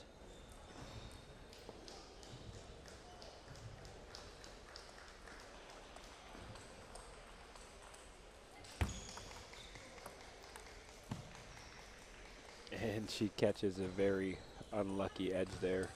She got her paddle on it, but wasn't quite in position enough to try and get in around the net shot. Yeah, and sometimes you just get those unlucky bounces.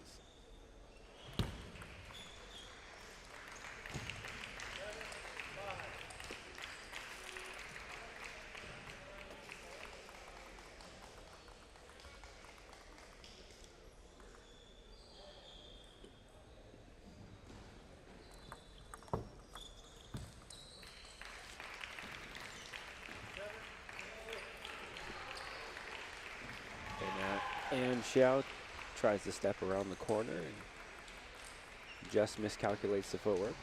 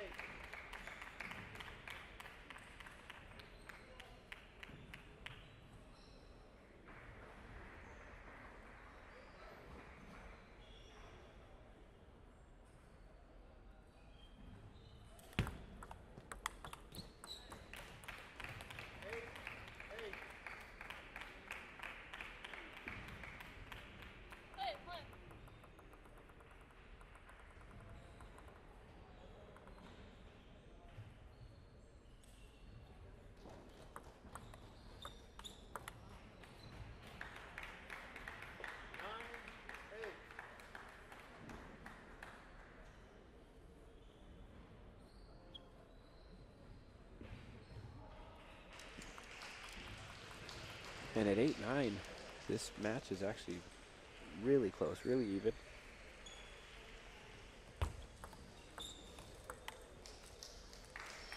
And just some really nice spin on that forehand. That was a little bit much for Joanna to be able to keep down. So Ann Xiao of Western has a game point here in this opening game.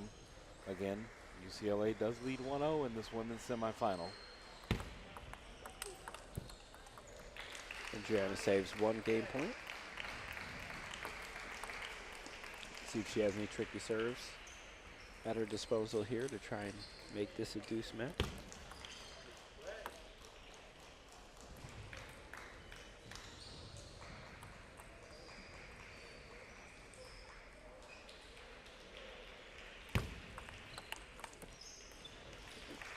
And Joanna pulls it off.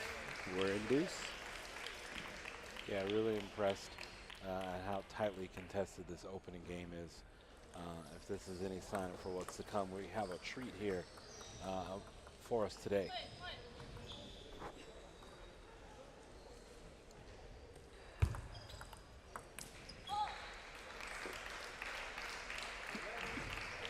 So Joanna goes on a 3-0 run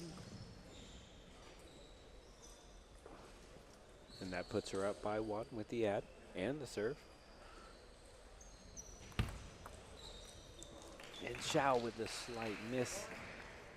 Man, being up 10-8, you almost feel like, all right, I just need 1. I got 2 chances, I just need 1.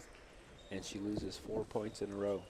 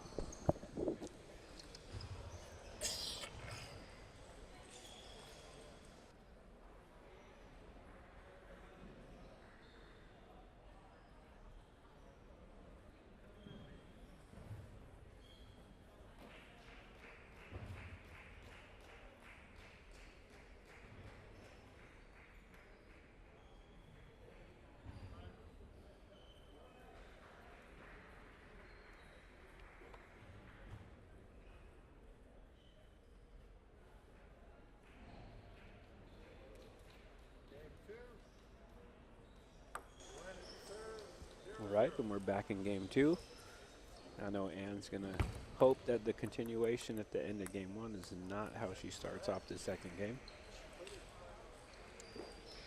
Anne of Western played a very good first game. She's had some unlucky bounces and some balls that she just didn't execute at the end, especially, you know, losing and you're up 10-8 and you end up losing in deuce. It's just not the way you want to see that ending. So hopefully she's able to regroup and bounce back pretty quickly here in the second game. That was a good heads-up play there. The slow spin kind of threw Joanna off. Joanna popped a loose ball that Anne smashed, but she recomposed herself and got there for the block. Just very professionally sent that thing right back down the line. Ends up winning that rally.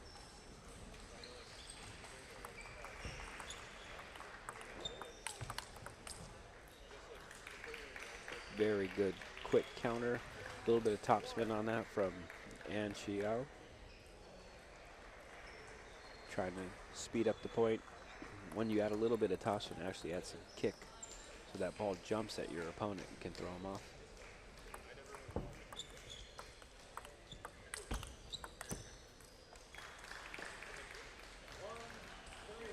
Joanna had a good strategy there, keep her pinned in the backhand corner, but it just wasn't to be.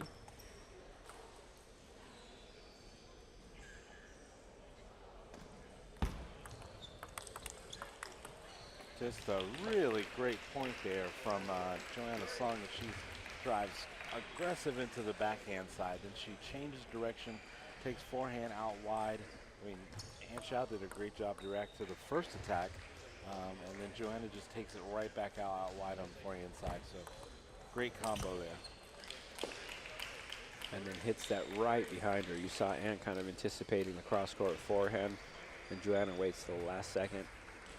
And Joanna generates a lot of her pace. She's a very long, she's naturally long in her wingspan, and she just takes a really long backswing on the forehand. So you're taking that to advantage.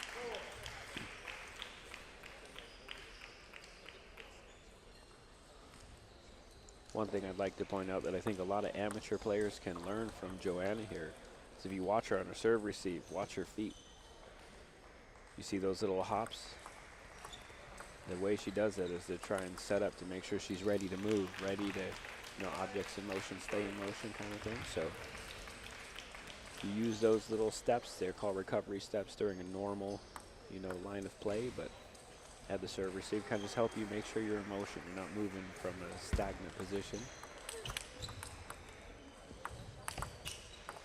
And we had an amazing point there. Yeah, just really impressive defense encounters from Anne Xiao of Western.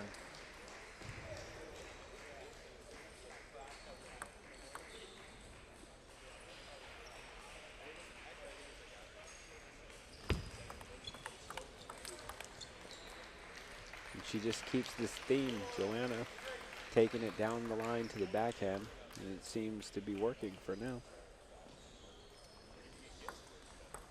But that also sets up the cross court that she hit for the winner early on. If you keep Ann thinking like, hey, I need to protect this backhand side, kind of opens up some of the court for you later on. And there we go on the backhand, redirect to the forehand. Ann's thinking so much about protecting that backhand corner, and Joanna takes advantage. Yeah, and it's, again, she's able to keep it really close and tight to the net. She did clip the net a little bit there, but she was exactly where she wanted to be and executed that backhand nicely.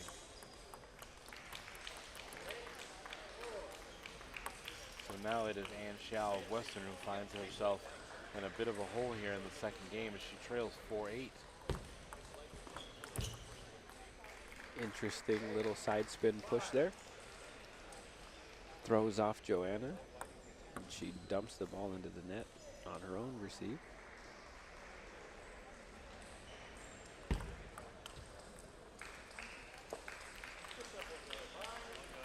And attacking the long serve, just sails long off the edge.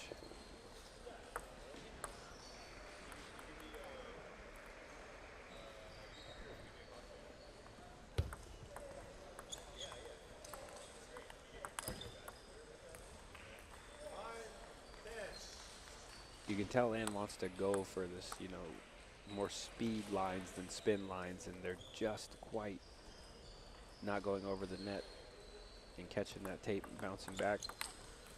I'd like to see what happens if she finally is able to calibrate that and get the racket angle correct and start applying pressure with that, because those are hard balls to react to, hard balls to block. It would force Joanna to have to lift the ball after she gets a nice downward attack against her.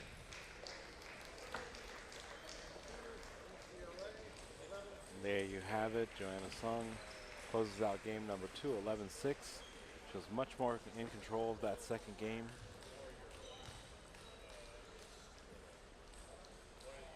So I don't know if the players are talking about it or if they want to put any additional pressure, but this could end up being a must win for Ann Xiao, and she's down now in this series. But it looks like her counterpart on the other court is actually getting beat as well. So if they're expecting to lose, or they believe that they're potentially going to lose that match, all their hopes are going to ride on Ann here, playing well and pulling this off. And it's not like Ann is playing a bad match. Joanna is just executing some really good shots. She's countering really well. She's taking advantage of some of the balls that are maybe a little bit on the wider side, especially in the forehand. I think there's just not enough on them, and there's not enough movement for them to move further out wide. So she's getting there really quickly and executing some really nice forehands. And Joanna comes out looking very confident in that first opener against Ann.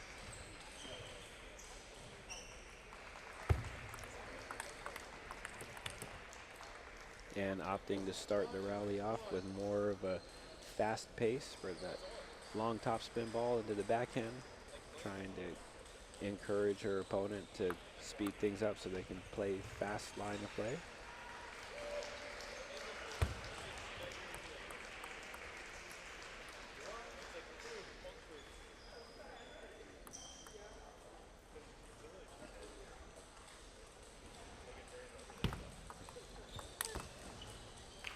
A little bit of a misread on that receive there. You can tell Ann walking back to pick up the ball. She's kind of like, you know, what are you doing? That was a dead ball.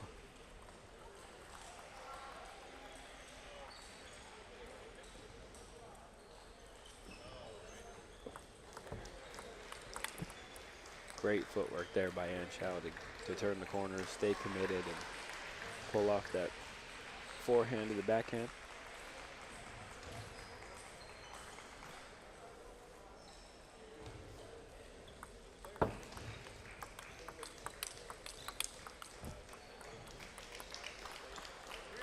Great high-speed rally there. Some good counters on both sides. Again, UCLA really in the driver's seat here.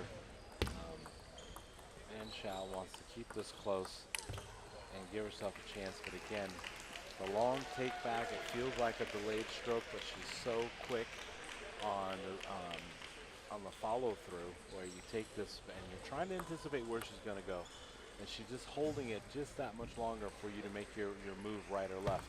And she goes opposite direction. So there's a beautiful forehand there by Joanna Sung. Amy Wong now leads 8-6, 2-0 in the number 1 single spot on table number 1.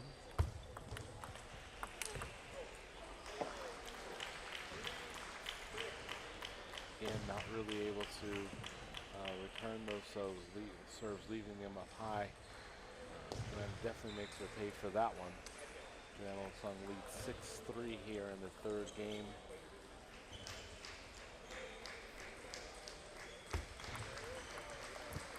Appears that Amy Wong is going to take the number 1 singles and possibly put UCLA up 2-0.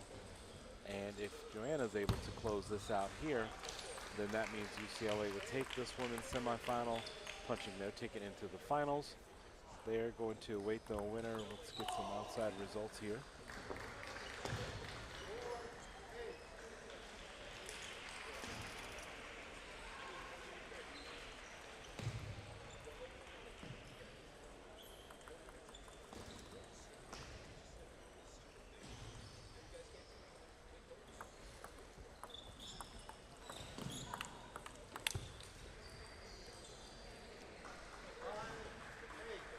And Ann manages to claw back another point to close the gap just slightly.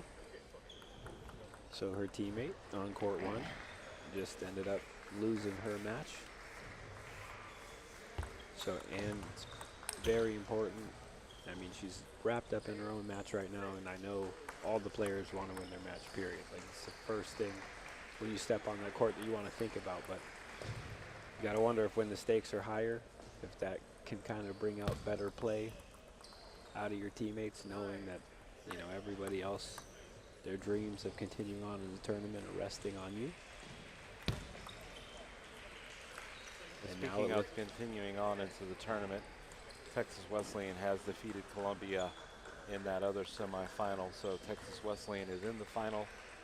They will more than likely await the winner, which appears to be UCLA here, as they are trying to close out this 3rd singles here. Joanna is up comfortably 2-0 in this match. She still has match point. But it's definitely going to be a battle of the Titans, Logan, as Texas Wesleyan will face off against UCLA in the women's team final. Up next, we're going to have the men's Coed semifinal. It's the Texas Wesleyan many-time champion versus the UC Berkeley Cal Bears, as they call them. Up in that number 1 singles, which match will more likely be contested on table number 1. It's going to be Eduardo Tomoike of Texas Wesleyan versus Nikhil Kumar of UC Berkeley. Again, this is day 2 of the 2023 Collegiate National Table Tennis Championships. I'm Joe Wells. Alongside me is Logan Zimmerman. We'll be back with more action. The men's semifinals coming up shortly. So UCLA wins that women's semis, the team event. We're going to have an interview here with Andy and Thomas Hugh with AYTTO. You won't be able to hear it unless you're online. But we're going to do a brief interview, and we're going to start the co-ed teams semis. One set of teams on 1, which will be Texas Wesleyan and Cal Berkeley, and the other one over here. So they're going to play all on 1 table.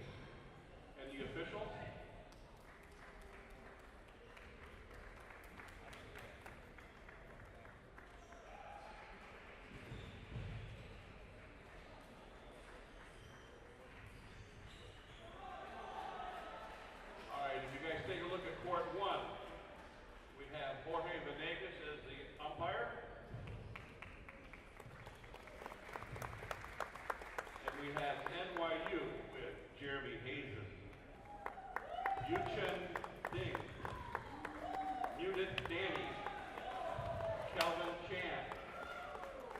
Then we have UCLA, Amy Wong, Rachel Zong, Kai Raven, Angie Kang. And our assistant umpire is Bill Engelbrecht. Now let's all take a look at table 2. We have our umpire, Richard Martin. We have Texas Wesleyan, Coed, Lucas Ito, Jen Dang, Santiago Montes Solarte. We have California, Nikhil Kumar, Priyan Jadal, Nathan Lee, Ashwin Saktoraki.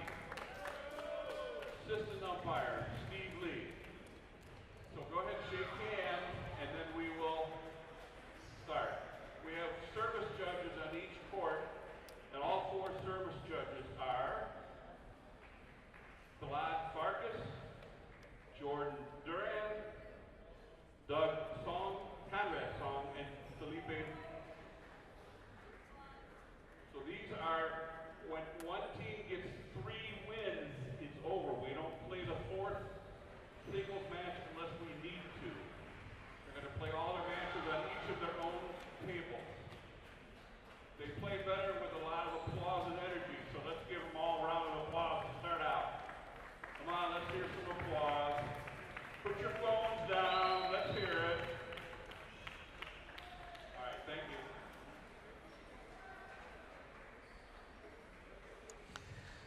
All right, here we go, folks. We are back to day 2 action of the 2023 Collegiate National Table Tennis Championships.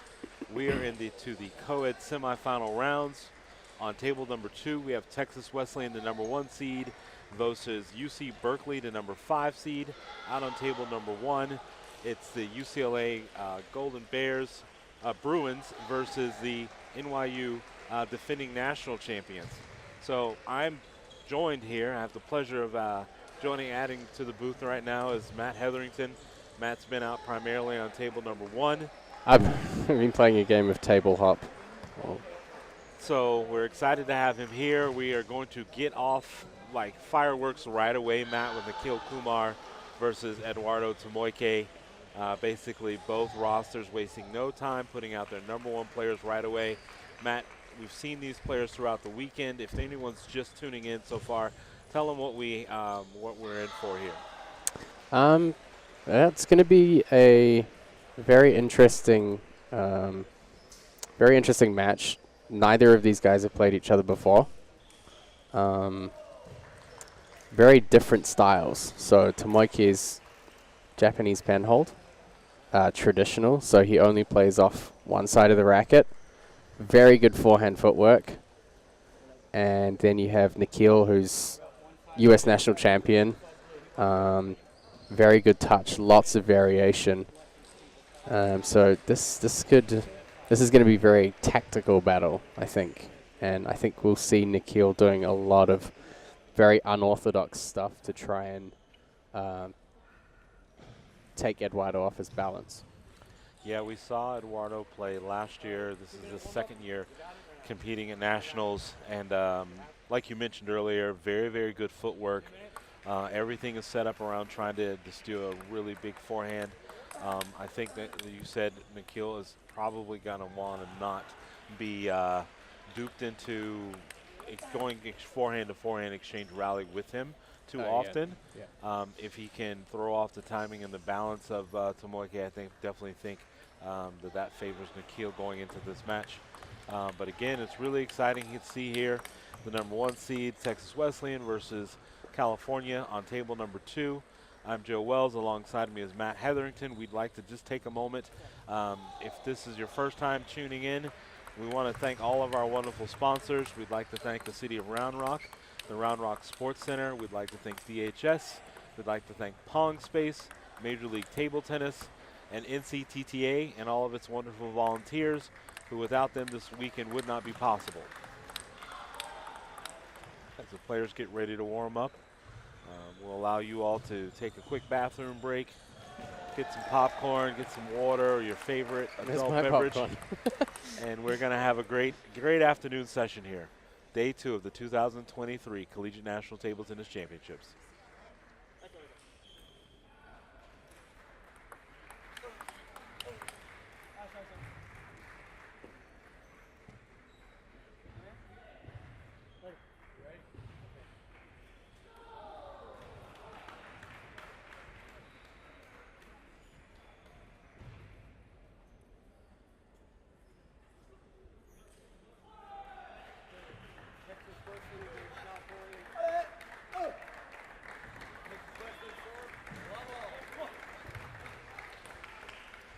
Play is underway.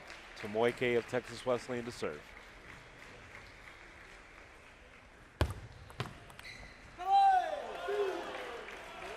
Straight away into the tactical plays. Nikhil Kumar.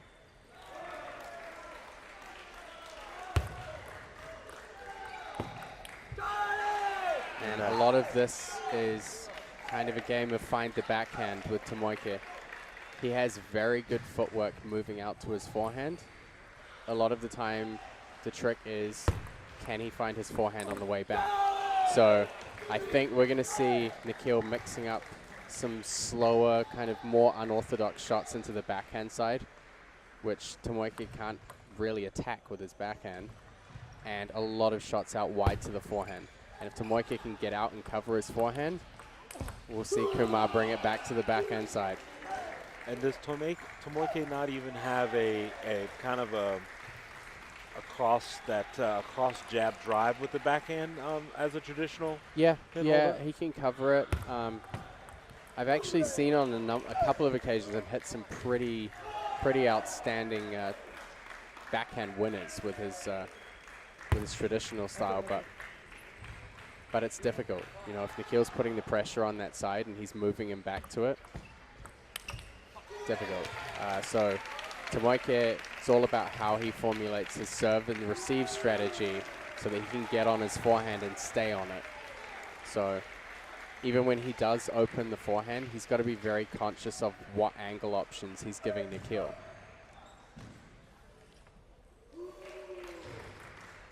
Yeah, and Nikhil off to just a really great start.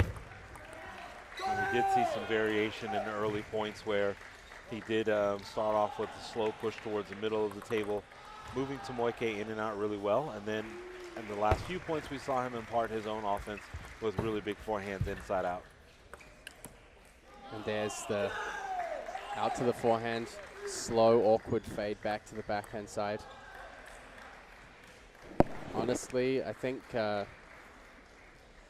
Tomoike for me is one of the strongest players here, and he's one of my favorite players to watch. Easily one of my favorite, because I love watching JPM players. There's really not that many of them anymore, particularly not at the international level. So he's definitely one of my favorites to watch. But having said that, this style matchup for him is not favorable. For him, playing someone like Nikhil Kumar is possibly the worst matchup that he could come up against, style-wise. Especially also does Nikhil being a lefty have a little bit to do with it as well. Yeah, so he's going to have the forehand angle to get the ball wide to the backhand. So Tomoike, he's got some challenges that he needs to figure out, but very competent player, very explosive footwork once he gets going. And if he hits his stride and he starts playing full table forehand, then he's a very, very dangerous player.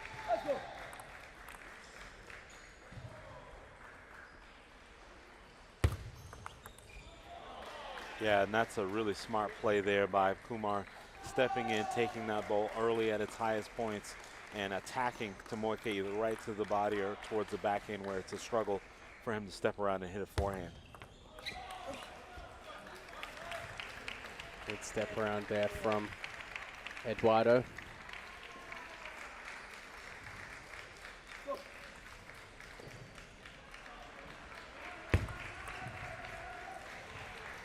And the hook serve from Kumar.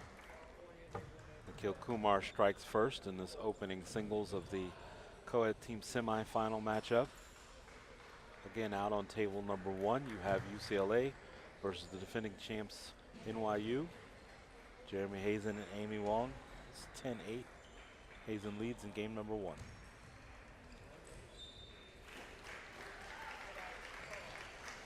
And you've been, Matt, looking at a lot of matches this weekend. We've got the 1 versus the 5 seed, the 2 versus the 3. We'll have to look and see what happened to the 4. Northwestern was defeated by UC Berkeley. Yeah, not too many surprises there. The number 4 seeds, Northwestern, their top player was Jack Wong, and apparently he had a very important exam that couldn't be moved and wasn't able to make it here. So for them, you know, Jack Wong is one of the better active college players in the U.S. So pretty tough to push through the rounds without him leading them. But still did a great job of making it through to the quarterfinal stage. Yeah, it's basically like Spain going into Davis Cup without Rafael Nadal. Yes.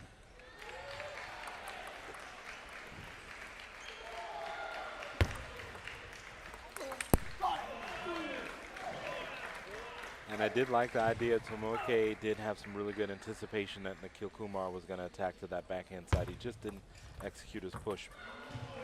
That's a knuckle buster. Right onto the corner. Yeah, just some really good placement and feel by Kumar there on that short touch ball.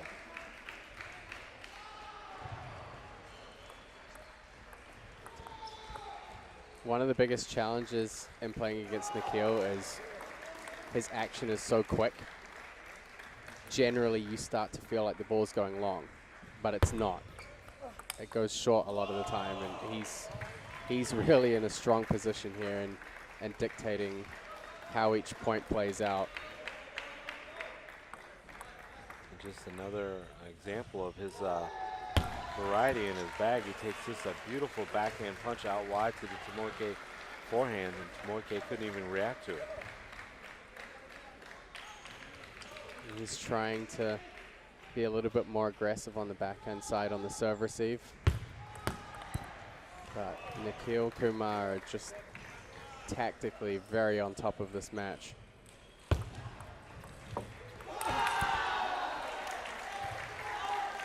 Yeah, and just a full onslaught here in game number 2 as Nikhil Kumar is routing Eduardo Tomoke 8-0 in game number 2 to try to get his team on the board early. I mean, clearly Berkeley knows how strong and how deep this Wesleyan roster is. Every match obviously counts, but it means so much for them that their number 1 gets out on the board. It means a lot to the team and them going into the rest of this match with your leader coming out and giving you that early W. Kumar. The umpires thought that Nikhil wasn't ready, or that it was a let because he was standing up straight. Just dumped a point into the net, as players tend to do, and they're leading 10-0. I'm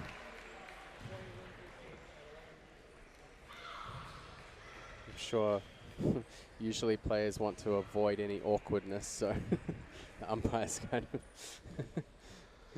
It's one of those things that the sportsmanship that goes on between the athletes sometimes doesn't translate outside of the table. That's exactly what we just saw, but it truly was a rout. 11-1, Kumar is full control of that second game. Coming out of this second game break, exactly what do you think that Tomoke is going to have to do to get himself back in this match? I mean, one of the things is he needs to put himself in a position where he can predict things a little better. I don't think he knows what Nikhil's going to do. And it's very difficult to, if you're playing a full table forehand game and you don't know how or where your opponent's going to hit the ball, it's very difficult to position yourself. Honestly, if he's going to be more aggressive, I would almost think that he would just serve long more. Serve long, you know, Nikhil doesn't hit like massive backhands. So a long serve into the backhand, Nikhil will just roll that ball up. And he almost hits the ball concave. He'll just float the ball up and then wait for it to come back and do something awkward. But that's the best way in for Tomoki. So he's gone long fast to the forehand. He's got some options, but I think he needs to start the pace faster from the get-go. And there we have it. I mean, it was a well-placed forehand into the back end of Tomoki. Tomoki did make the adjustment to try to punch down, but he was just a little too wide, so he wasn't able to make a really solid stroke on that backhand punch.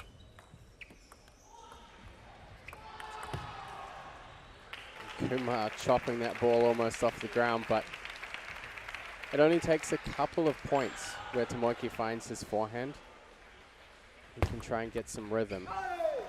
But serve receive, he's not faring too well.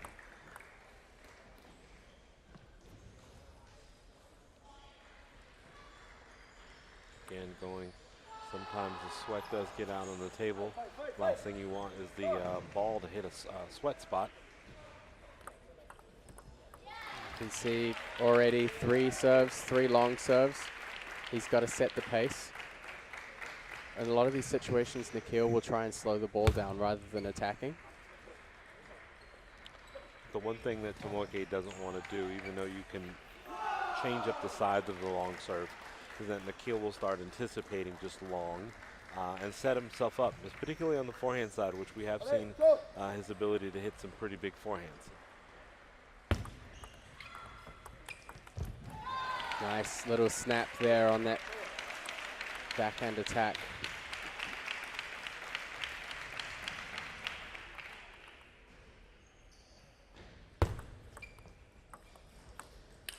And there's that ball.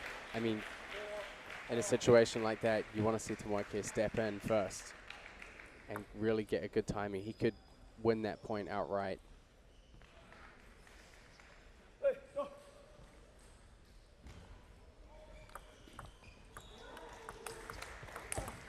That Just a beautiful, literally 1-2 punch combination. He punches backhand out wide to the Tomoki forehand.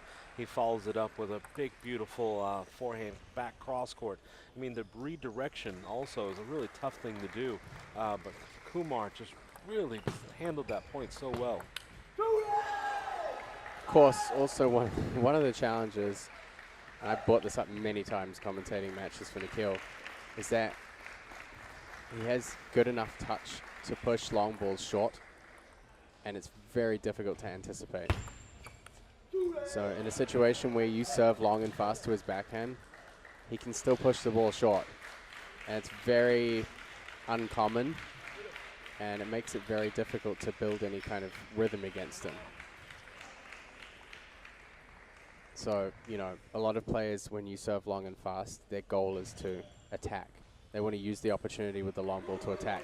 With Nikhil, he has more depth of understanding. He knows that when somebody serves long and fast, they're trying to set the pace. They want that to be the speed, and they want to follow up at that speed.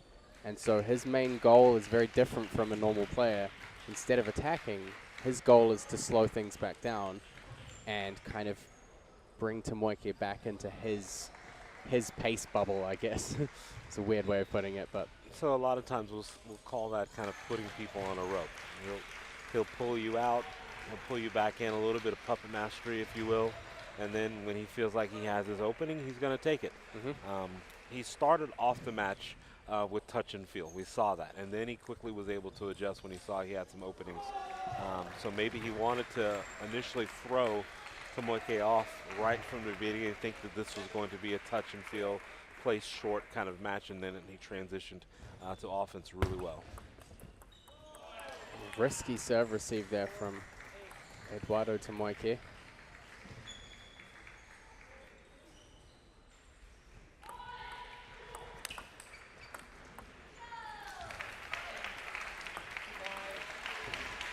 There was some I don't even know how Nikhil got that back towards the end. Great job by Eduardo controlling that. You can see there. But, you know, this does present some opportunities. If you get a little bit of kick on the long serve or a little bit of extra speed, and Nikhil can't control that ball when he tries to slow it down, then it presents a good opportunity to attack the first ball. Yeah, I like the idea. It was right in theory for Tomoike to step around and try to do a cross punch with his traditional J-pin backhand, but it just wasn't enough.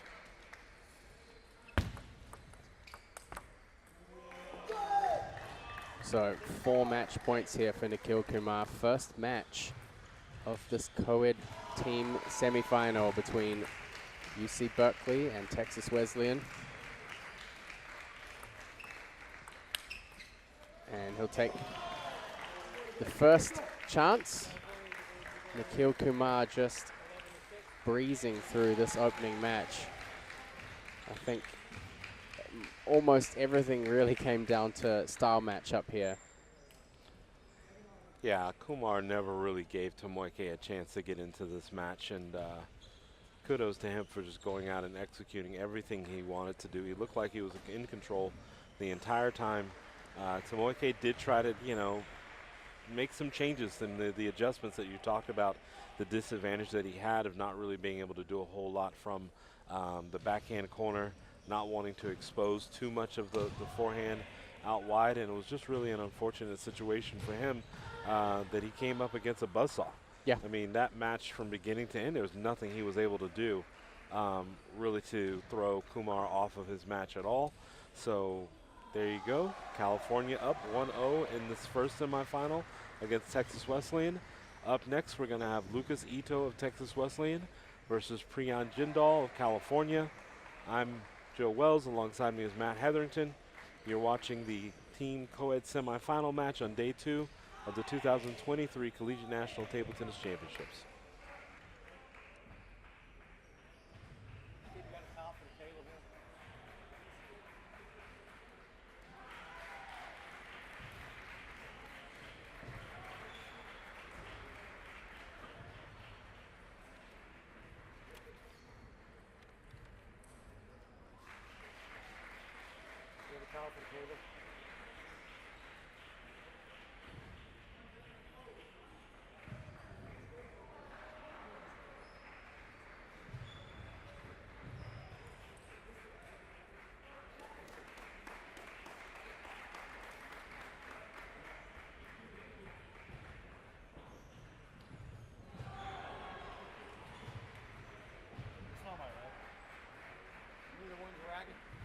Okay, good. Don't touch it.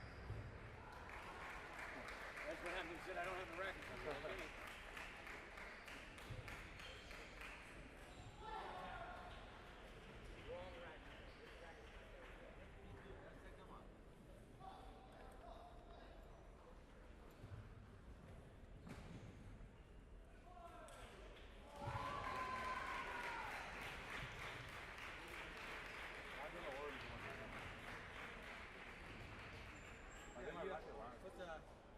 your name? Yeah, Leon. What's your name? Yeah. But it's not there. What do you mean? The title is not yours. No, yeah. So I'll pull out from these two back. Here, right? Yeah, you take yours. So we know that. Which is Yours the right one, one, right? I gave my racket like 5 minutes later because I went to the bathroom. I don't know if they did something with it. So we just gotta wait for racket. That's not his, he said. That's all I know. Sorry about that.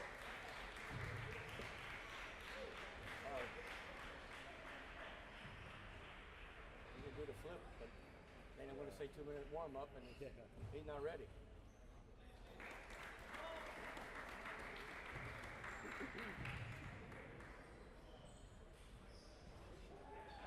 What?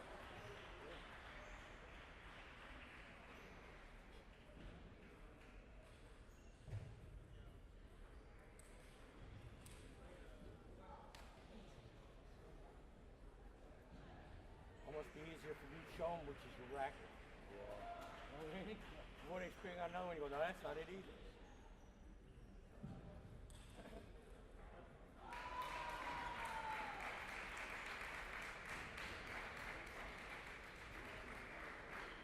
Yeah, it's better if you did that. don't want them to come out and say, no, second's no good either.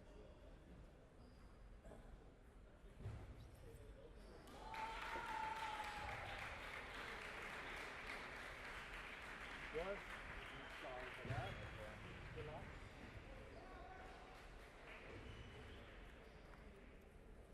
Let me just get the game scores to 0. All right, there we go. All right, look. One side red and one side blue. Who wants the call? Blue, blue. You want blue? It is blue. Okay. He wants to serve. I'll take this side. You want that side?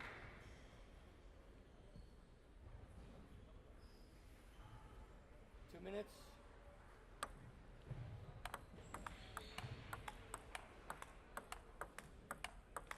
Now, Matt, we welcome back to day 2 of the 2023 Collegiate National Table Tennis Championships.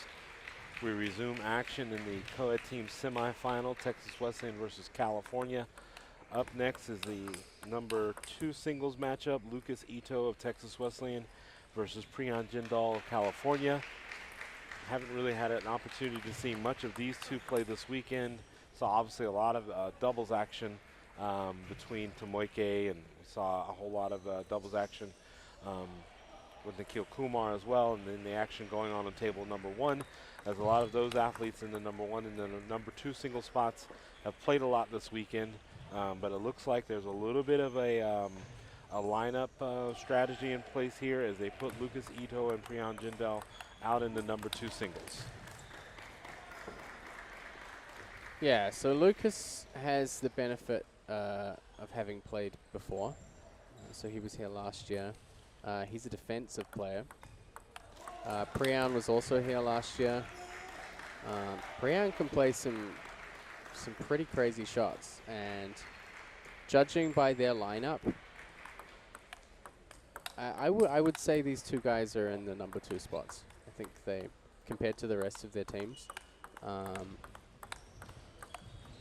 Yeah.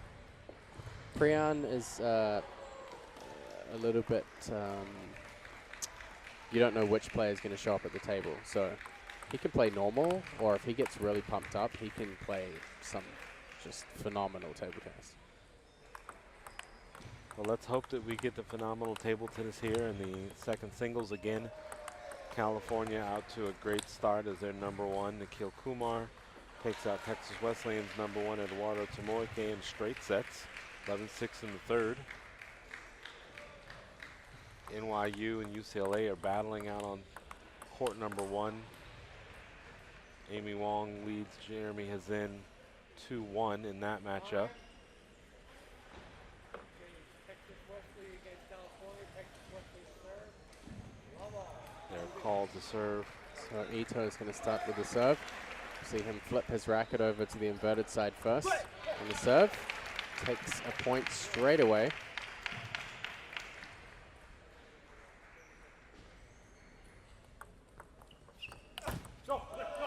And you would consider Lucas Ito more of a modern day defender, set up the points with the pips and then try to rip big forehands? Yeah, but as you saw, he'll take his chances to third ball attack if he feels the serve sets it up well enough.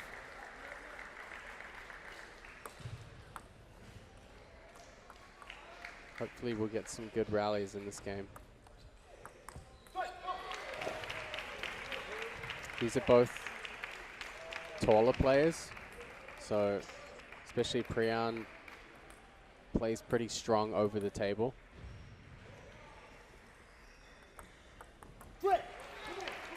And that mid-distance side underspin serve is Priyan's having a little bit difficult time here early going to judge that.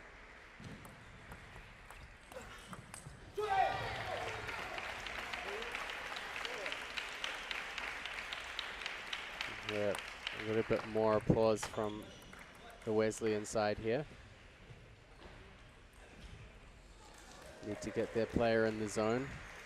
And for sure, they know with the lineup, they've got to get on the board now, or California could run away with this. Feels like Priyan is a little timid right now, early goings in this opening singles.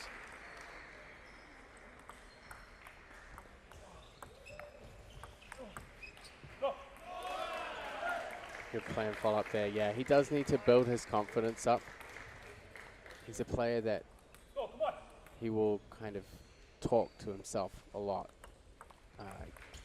And it's either positive reinforcement or it's negative reinforcement. Yeah, and right that now, kind of will push him in opposite directions. One of them he definitely doesn't want to go in. again, it just really seems in the first few points here, just a lot of frustration building up. He's feeling like he's missing some easy forehands. The service return has not been the strongest so far.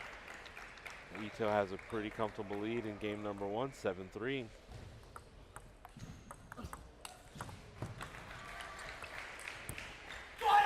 Great forehand pickup from Ito on that second ball. Yeah, and people don't realize how hard it is to judge the spin coming off the net.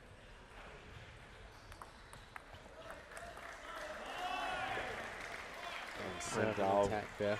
rips a forehand down the line that just catches the edge, but the ball was really bending Matt.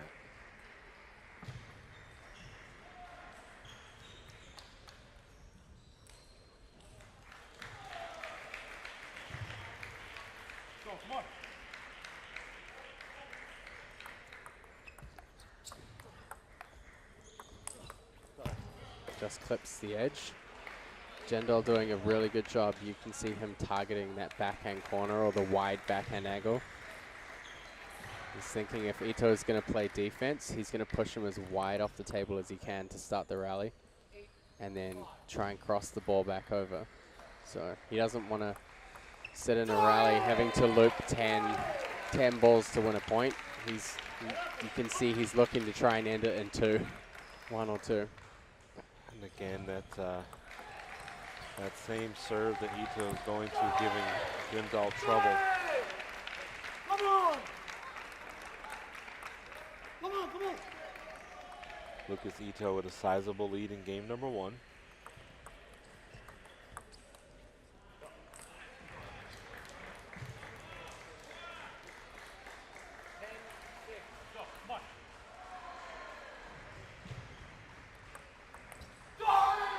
And he'll take the first game 11 points to 6.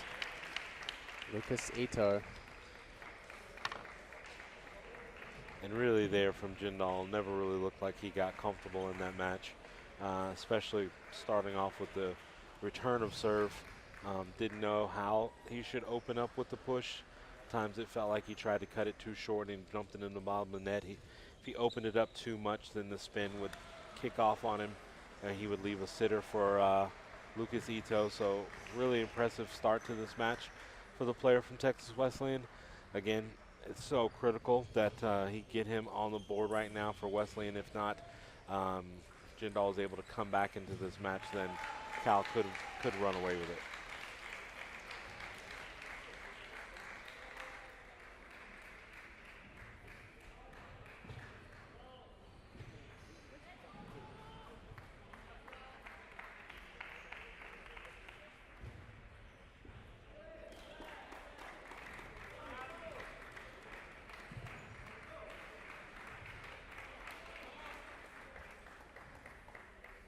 Second game, California to serve. 0-0.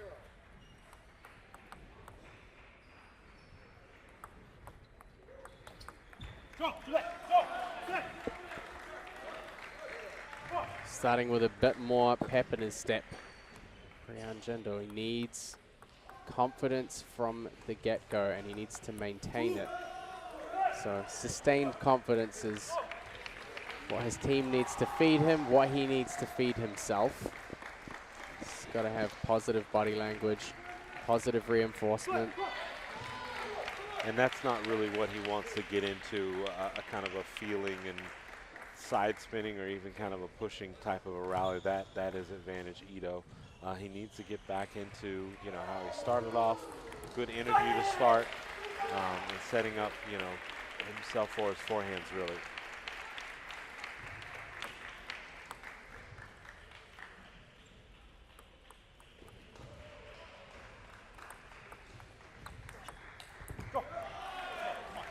He does do a good job. I mean, when he gets his opening ball in, he's able to find the corners of the table.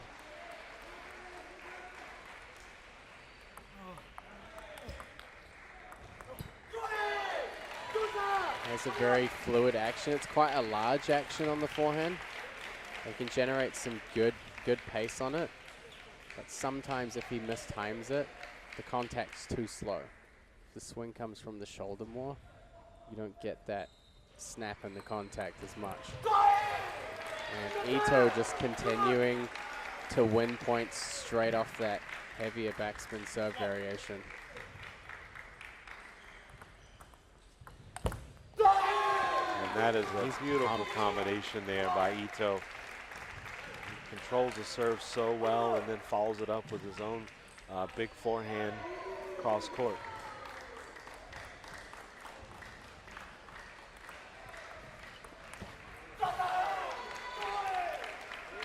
Usually, you know, when you're watching defensive players, they tend to have a more calm demeanor. So seeing Ito this fired up, you get the feeling he's going to try and play more aggressively.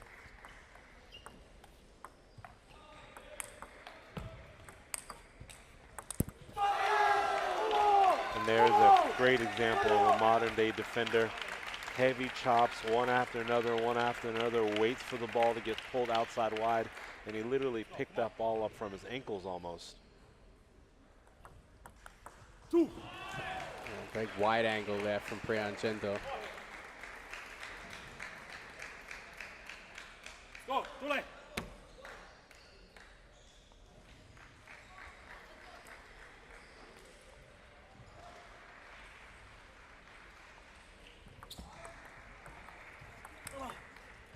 Tule. Great forehand stuff. Yeah, Jim was able to put together 2 points in a row here to get him back into the second game. Getting some quick words of encouragement and a little bit of coaching from his corner. Everybody knows that Priyan needs to stay in this match. He's going to have to win this second. And it looks like the service judge has made a call in that. He's been called for hiding. So Matt, follow up with, explain to people what they just saw from service judge. Yeah, so basically the ball has to be visible to the other player from the moment it leaves your hand till the moment of contact. So whether you have your body blocking the ball or whether you have your hand in front of the ball.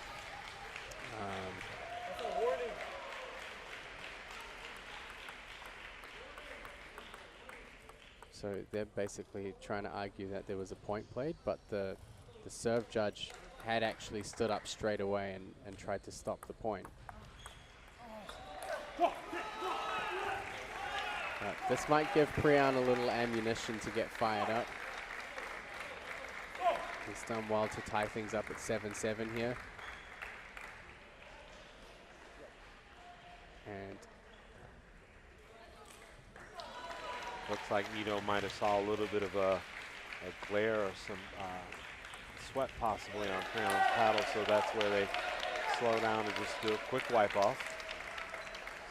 Getting a lot of free points off that backhand serve. And pushes the ball with the hip side. Much less rotation. Jindal not adjusting to the float ball he had in front of him. And clips the net a little bit, but you can see that how wide he gets the ball, how wide the angle is. It's a very, very long take back. And like you mentioned earlier, it looks like it's heavy shoulder, heavy arm, maybe not as much more core as he would need to generate the power. Because you think with as long of a take back and swing that he has, he would be able to snap through faster, but sometimes that's not the case.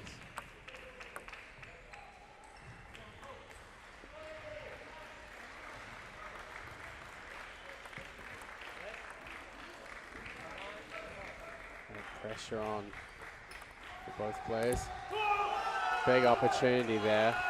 Yeah, Ito definitely got the ball that he wanted, but just sailed it off the top of the net.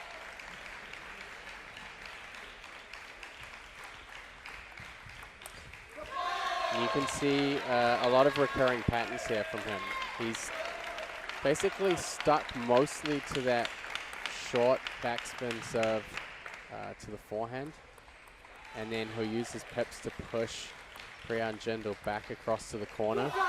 He knows in the majority of cases he's going to try and step around. So he's trying to mix things up and force some errors with Priyan moving from the short forehand all the way to the step around. Yeah, and Ito got a pretty free point there. And another misplayed forehand by Jindal. Lucas Ito is able to close in that match. And we saw Jindal really get himself back into this match, into that game, but it got tight at the end. Jindal gave Ito a few pre-points. Again, it started with the service return setup. So ultimately, Lucas Ito takes game number 2. He leads now 2 games to love in the second singles.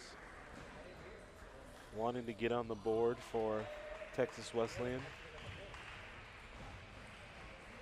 I think Lucas Ito has a very solid game plan, and by watching him stick to these repeated patterns, you can tell how confident he is in his strategy, his overall strategy here.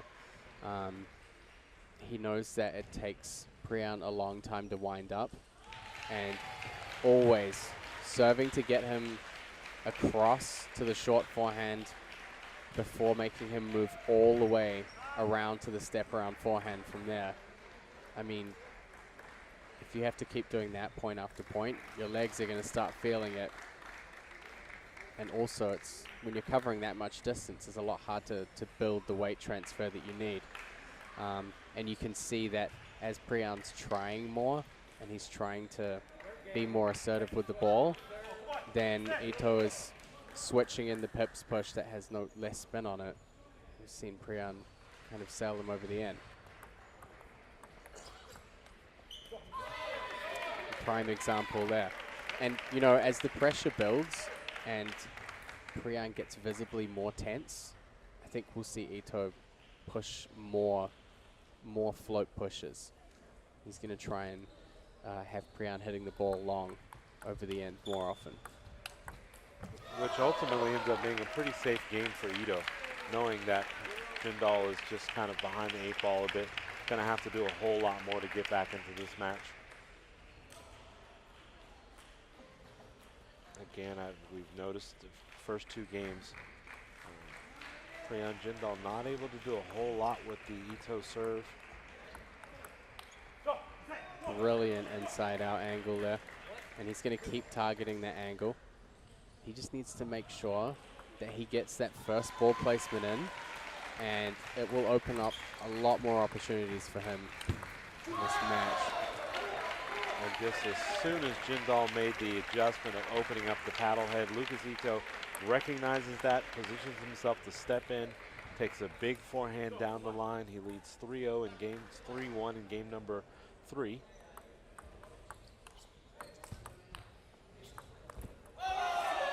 Heavy backspin on that chop.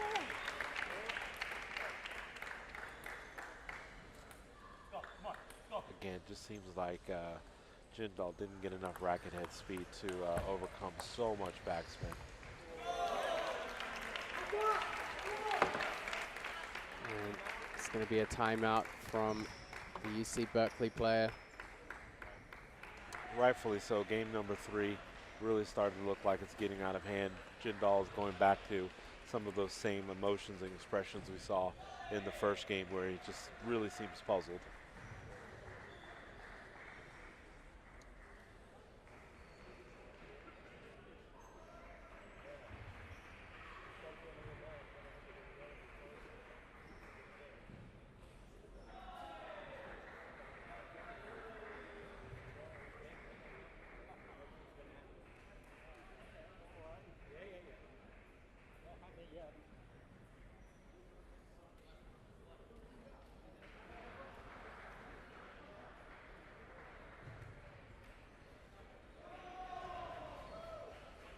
So 2 games already in hand for Lucas Ito. 5-1 lead here in the third. He's mixed things up a lot as well. I've seen him go through phases of being the aggressor in points. He's played some really great forehand attacks, forehand follow-ups. Lots of variance.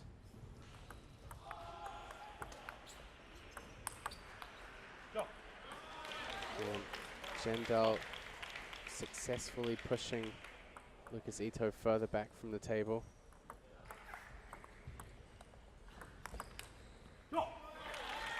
Yeah, and that forehand touch shot just carries a little wide, but he definitely had the opening there. Glad to see Jindal still fighting, hanging into this third game.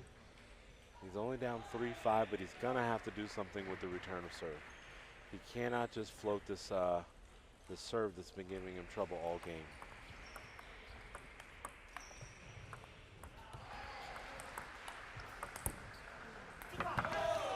A little bit risky on the timing there. Thought he was actually he'd built quite a good position in that point. I think he tried to finish it a little too early. I mean, basically, when you're playing against the defender, if you're making unforced errors, you want to slow down. Give yourself a chance to play out longer rallies. So the longer the rallies are, the more sense of the timing and the feel you build to help you get through the match. But I think there are just a lot of up and down phases for Priyan. You know, he went back to the bench. His team managed to get him kind of like, you know, to clear his mind and to hit the reset button. Came back out here, played a couple more points, but definitely gets discouraged in some of these more, you know, especially against the defender where you feel like you're the one making the errors. So Lucas Ito, 7 match points here.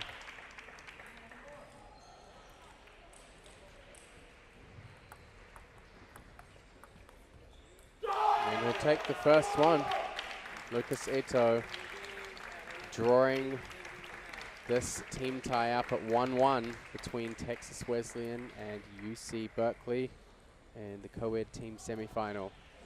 Yeah, and you just really hate to see Priyan Jindal go out like that. He's had such a good tournament. Obviously, UC Berkeley's had an amazing season so far, and I know that he definitely would have wanted to do more for his team, but he just really didn't have a whole lot of answers for the Lucas Ito style of play, being a defender, being able to counter, move him around the court. Never really got in any kind of rhythm on the forehand side, which is something he wanted to establish, but he just couldn't connect with enough of them in a row to get himself on the board. So congratulations to Lucas Ito for picking up that much needed point for Texas Wesleyan. Up next is going to be Jin Ding versus Nathan Lee in the third singles of the first team semifinal. Again, if you're just tuning in with us, you're watching day 2 of the 2023 Collegiate National Table Tennis Championships. I'm Joe Wells, and alongside me is Matt Hetherington. We'll be back shortly.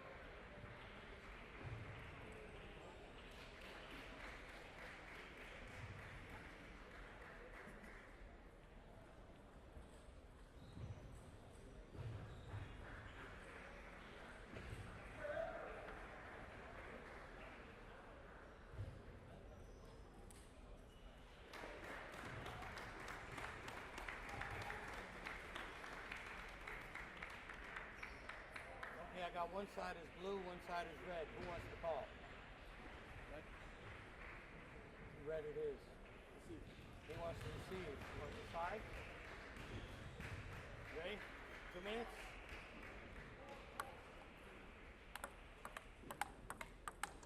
And Matt, they're getting right to it in this third singles Jinding of Texas Wesleyan versus Nathan Lee of California. Matt, we saw Jinding have a strong performance yesterday. Women's doubles, Texas Wesleyan able to make it to the finals. Tell us a little bit about what we expect to see from Jinding this afternoon. Well, you know, her and her Texas Wesleyan women's teammate and doubles partner, Jiaqi Lin, they've been very strong on the women's and co-ed side of college table tennis last year and this year. They're very formidable players, very technically refined, so they have very good foundation of skills. And she has medium pips on the backhand, so slightly awkward to play against. And you can see right there, and I feel like this is going to be a big factor in here because people don't have a good understanding of how to play against medium pips. It's in that awkward middle ground between short and long. Against short, yeah, you might have problem with the occasional dead ball, but medium just has such a strange trajectory and a strange kind of dead spin. And you really have to spin through it. You can't, and you can see Nathan already just in the warm-up, you can't really just play normal counter backhands. So when the heat's on and when the pressure's on in a match, when you have a ball that comes at you like that, you can't play like normal pace and get into the rhythm of a normal topspin rally, because anytime the ball goes to her backhand, it'll come back quite strange.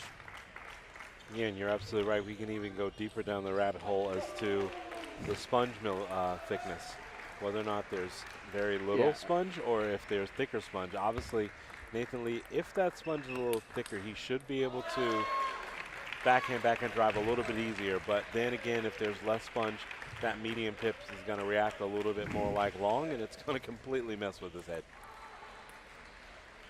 I like the analogy of usually you would say going down the rabbit hole, but because we're talking about pips, you decided to say rat hole. So, yeah, Nathan Lee, he's going to have to set the ball up, and if he's playing into that medium pip side, he's going to have to be aggressive. He's going to have to try and find wide angles outside the backhand, maybe catch her in the middle of the table more.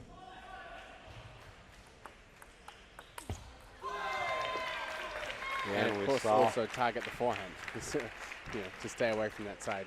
And that looks like exactly what they're trying to establish earlier. We even saw some coaching called in, which is allowed in table tennis at this level. You can coach in between points. And the corner is basically saying, hey, you need to start or open up off that forehand side. You want to keep it as simple as possible for yourself, and you're playing in a player as skilled as Jinding is.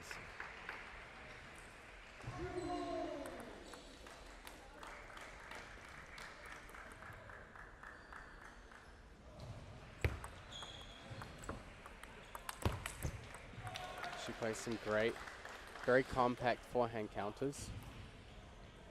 You know, generally speaking, she doesn't take too much risk. So you don't see her making a lot of variations. So her game style is quite linear, but very strong at executing. So, short pushes, long pushes, first openings, you're not going to see unforced errors, really, hardly at all. So she has a very good kind of stable game in that 60 to 70% range. Yeah, and that's just a great reaction there by Nathan Lee to jam up Jinding. She did take, again, like you said, it's just a very compact forehand, but she's going to be super consistent. Might not always overpower you with it, which is why Nathan was able to counter block that ball. So you can see him winding up, playing a little bit more power, but he's going after that forehand side. So he's trying to find, typically Pips players will try and anchor a little bit more on the backhand side. So they have a little bit more worry about covering that side. He's taking her away from that comfort zone. And I think we will see, tactics-wise, that he will target the forehand side much more, maybe 70% of the time.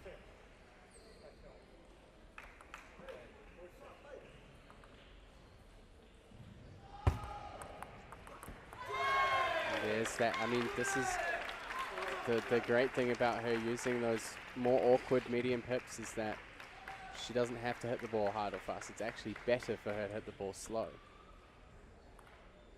And that ball typically, it doesn't really necessarily bounce with a roll forward. It's almost when it bounces, it slides because there's not a whole lot on it. It's basically dead.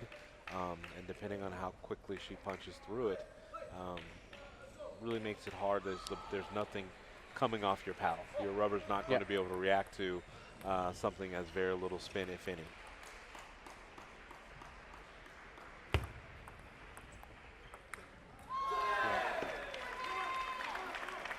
Basic techniques executed well. She's a very good example to players out there who are trying to elevate their game of how far you can get by really solidifying your foundations.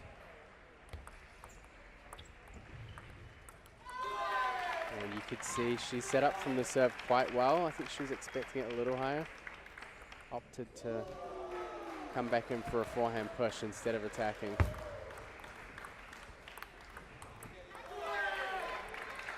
And again, just another example of Nathan Lee really struggling being able to get over that backhand when he's faced with getting the ball from the medium pips. And serves long, fast into the backhand. Jen Deng on the board, 11-5, first game. And we've talked a lot about the consistency of Jin Deng and just how good she is at executing her game and what she is good at. And she's not going to make a whole lot of mistakes with what she does.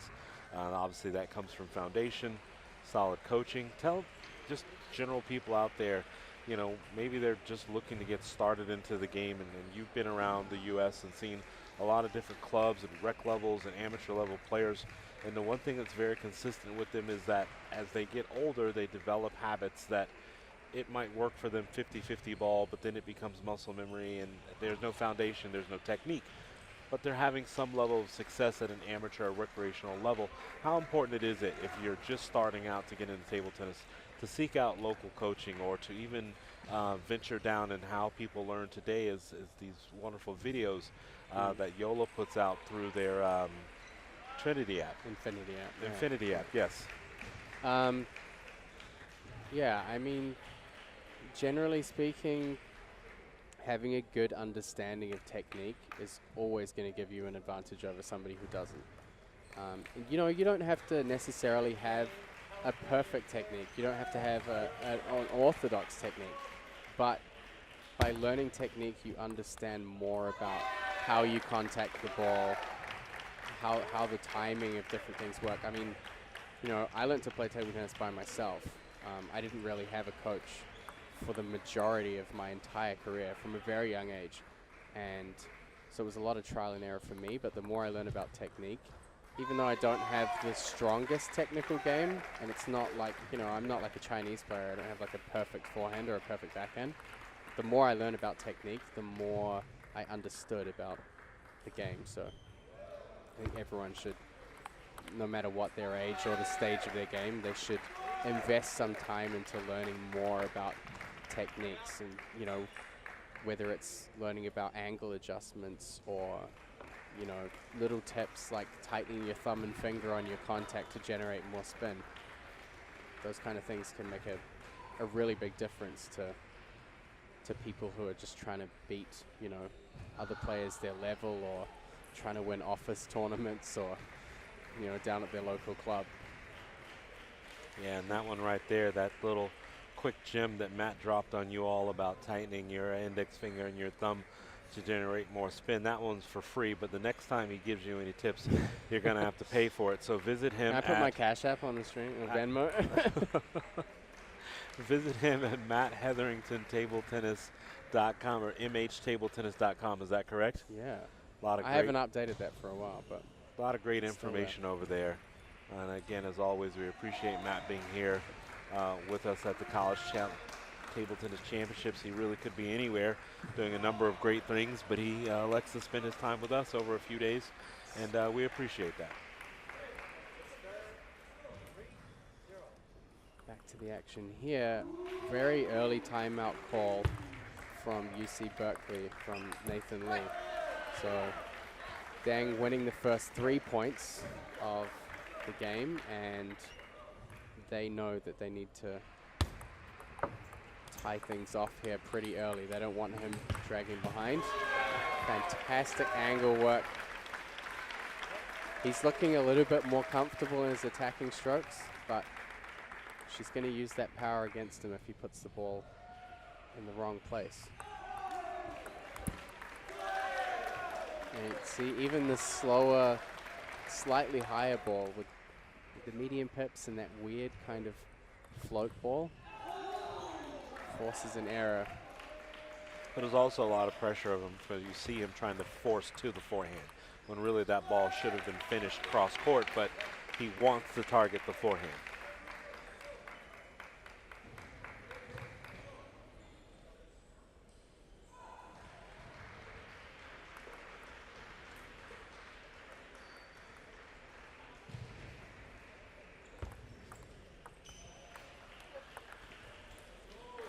So heavy spin to the backhand side.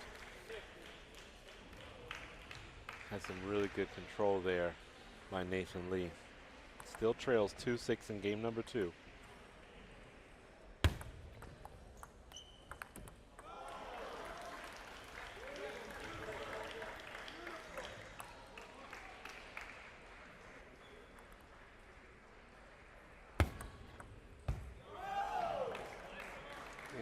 Really good length on that serve.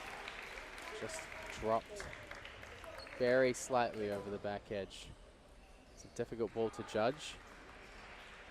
Even more difficult to attack.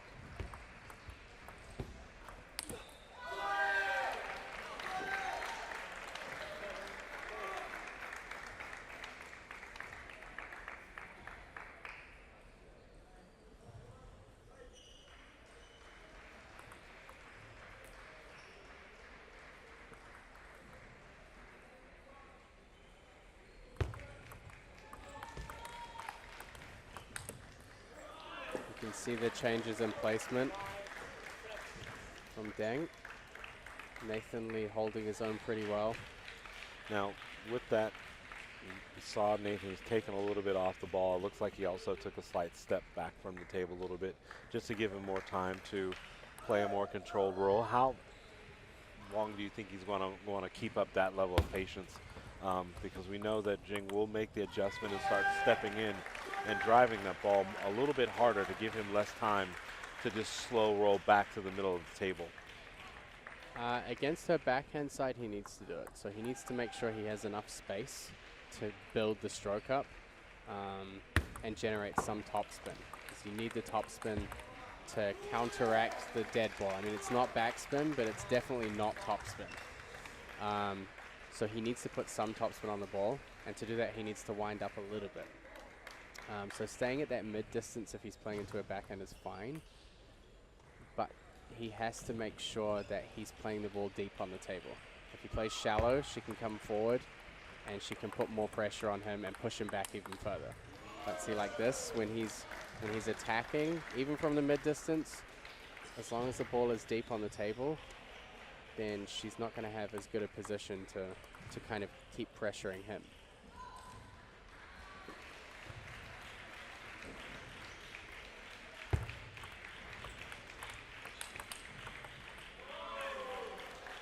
Yeah, and a great reaction block forehand there from Nathan Lee. He just didn't move. He solidified himself into the center of the table, anticipated the forehand out wide, and he was able to redirect with his own forehand back cross court. And he's also played a little bit heavier and managed to force some opening errors. Kept this second game reasonably tight scoreline. Just escapes there with a net ball. Don't want to give any away points at this stage in the game.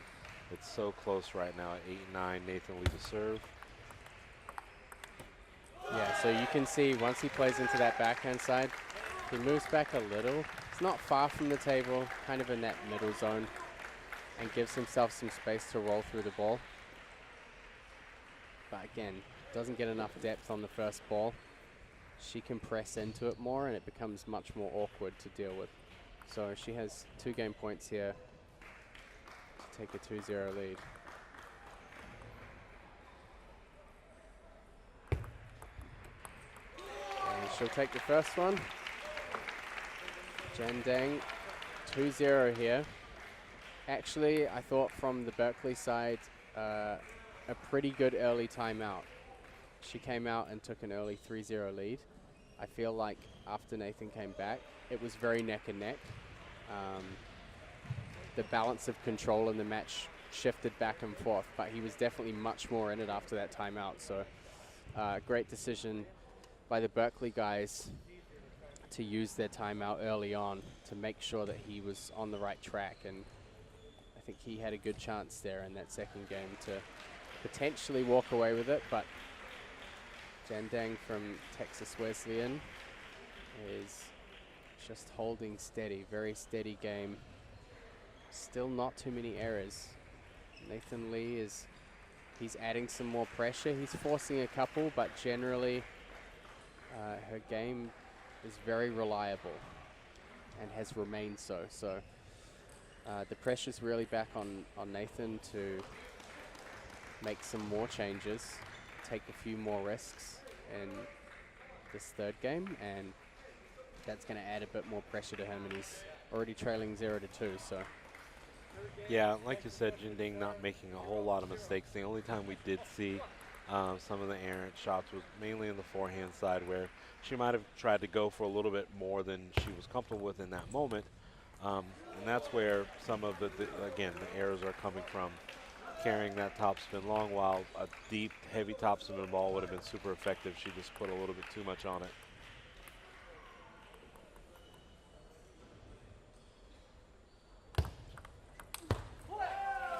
Much more aggressive play from her.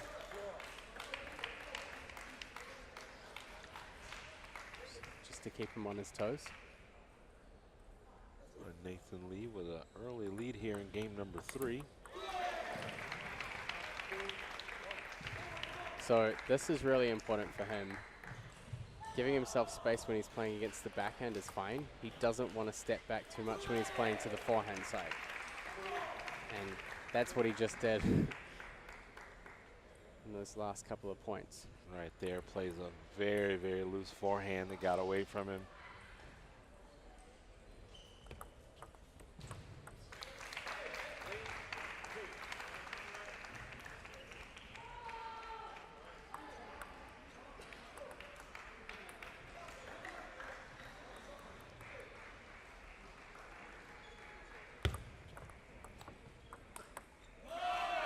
That's a great backhand loop there from Nathan Lee.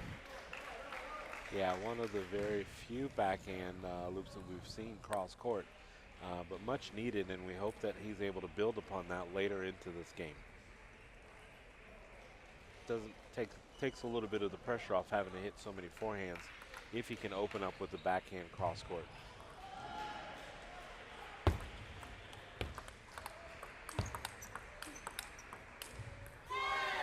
She just stays on top of the ball, maintains control. Again, pressure's on him to take these risks.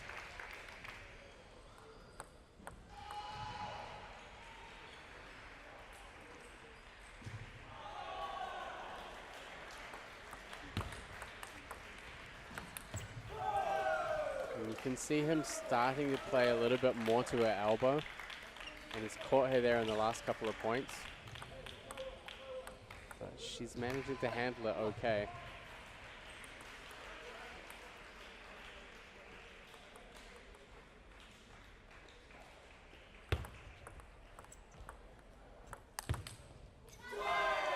Yep, and that's the first forehand that Jinding has connected with in this game. She missed a bunch of forehands early in the third game. She finally got one. Nathan just wasn't able to keep that ball down and control it in, but still a slight lead in favor of Texas Wesleyan, but Nathan Lee is definitely back in this match.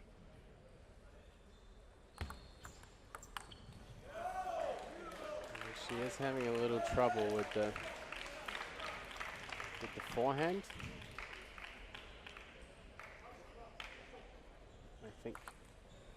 Lee definitely senses that, sees an opportunity there. So now that he's seen those errors, there's a little more of a chance for him to play the forehand and sense that she might slow things down to make sure that the ball's going on. And then he can play back across to her backhand with some more pressure, like he did in the last point. But the flip side of that is that she decides not to loop and she pushes heavy instead. So she still has some options here to deal with that change. And on the outside courts, Rachel Sung of UCLA has a 4-1 lead in the fourth game.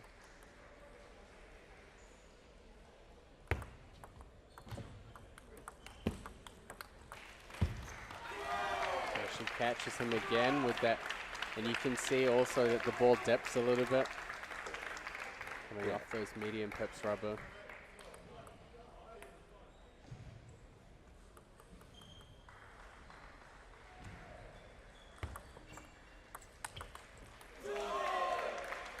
It's a nice wide angle on that ball. 8-6 lead. 2 games already in hand. Looks like the next table have lost their ball, and it is in this court. It is landed behind the umpire. So Lee with the serve. Tries to go for a long, fast serve to the backhand. No, just unfortunate to miss that backhand serve long. He was already down 2. He might have been trying to get an easy third ball attack there, electing to go with the long side spin serve.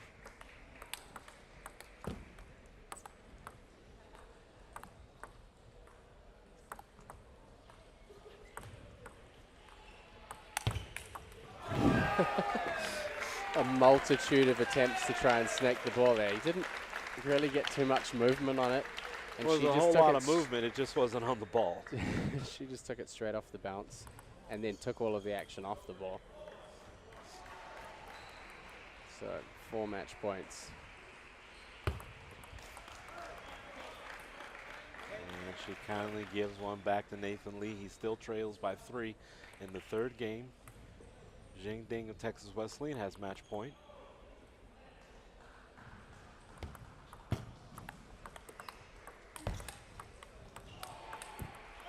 Big finish.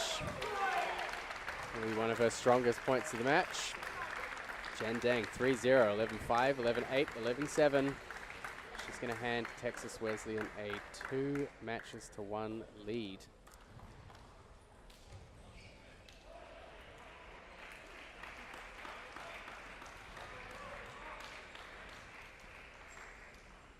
So going into this 4th singles match, all 3 matches so far have been 3-0. So we're going to find out how that trends into match number 4. Yeah, it should be really interesting here. Santiago Montes Solarte is a veteran for the Texas Wesleyan program, and Ashwin Sankararatri of California. Saw him in the doubles with Nikhil yesterday. Played some really nice shots, so interested to see how this singles match goes. Of course, for Sankaratri, he has the pressure of needing to keep his team hopes alive. See how he stacks up against the experience of Solarte.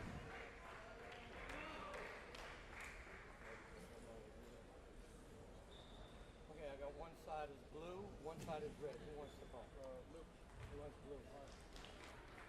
Blue it is.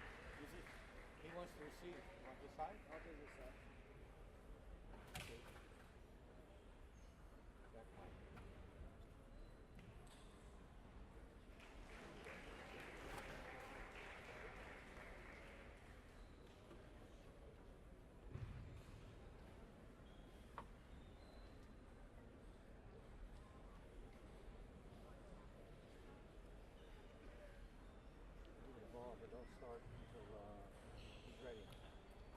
ready, Steve, for the 2 minutes?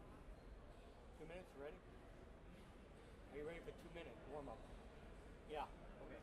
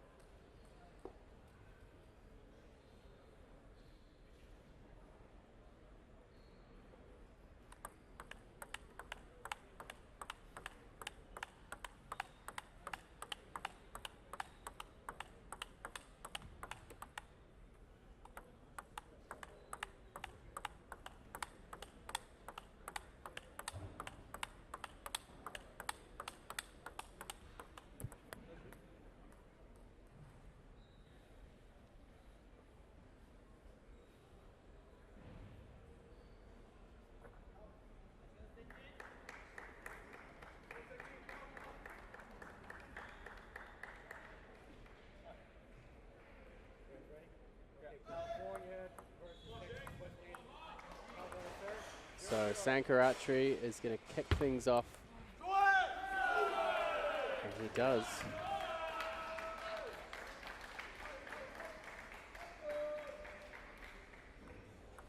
Straight off the serve.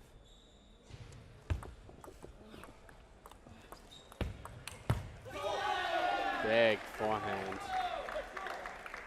It's going to set the scene here for this fourth match. That's just some of the power that we're able to see Solarte display. We saw that some last year when he was in doubles. If I'm not mistaken, he played doubles with Tamoike. With Tamoike, yeah. They had a great run in doubles. A very, very impressive player.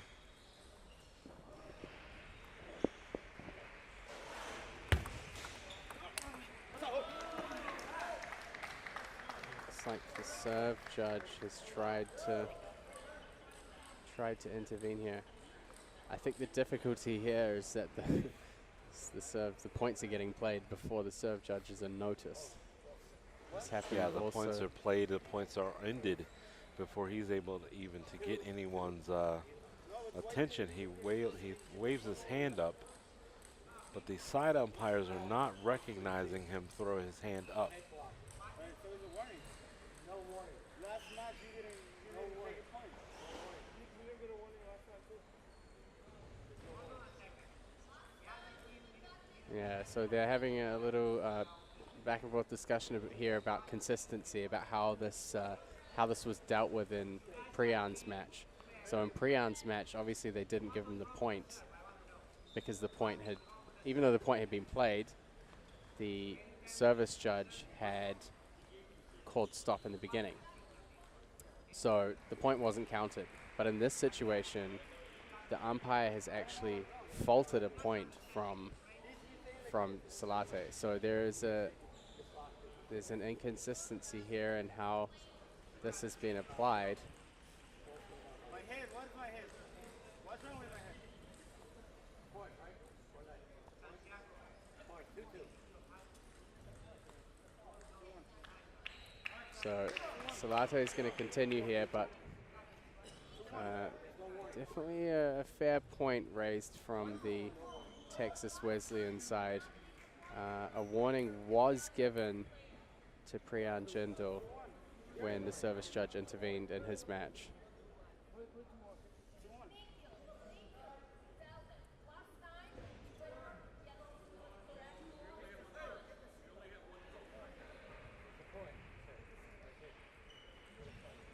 And I think that someone's going to have to step in and get control of this, because right now We have multiple people at different parts of this court talking. There's people talking in the bleachers. There's officials from NCTTA talking. There's one coach in Cal talking. There's a coach at Texas Wesleyan talking. There's one umpire talking. And now there is an assistant And coach. actually, it's Ashwin Sankaratri who has flipped the point back over, but the umpires turned it back to 2-2. He said he blocked the ball, he couldn't see it. Warning or a point? There's a point, there's no warning. I do feel like that. So Salate has just kind of let it go. He needs to move on.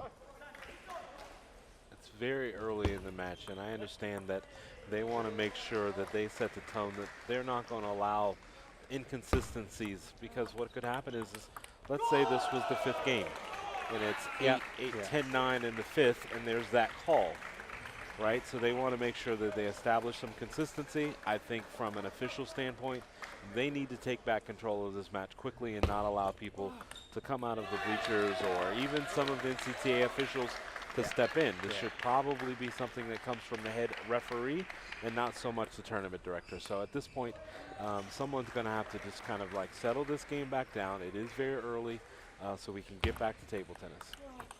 And you could see Sankaratri was the first person to try and do that by flipping the score back over. So great sportsmanship from him. But both players wanting to move on from this and get into this match. I mean, this is a big match. This is it's 2-1 currently for Wesleyan, and Sankaratri just wants to get in the zone and get some momentum built. Beautiful forehand from him.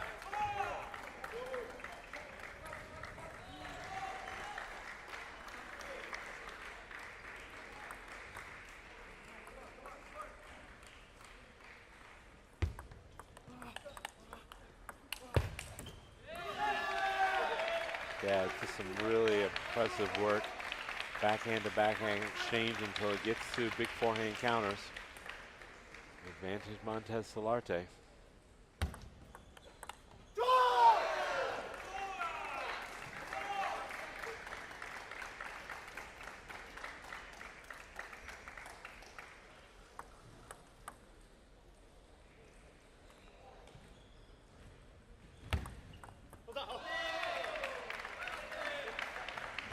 Just a really tough ball to judge there.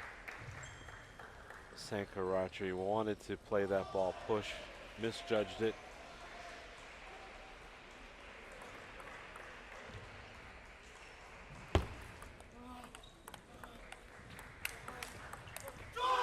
Great counter there. Yeah, it was an absolute beautiful counter there. Solarte definitely getting the opportunities that he wants. He wants to step around and take big forehand cuts into the Sankaratri backhand. Huge forehand.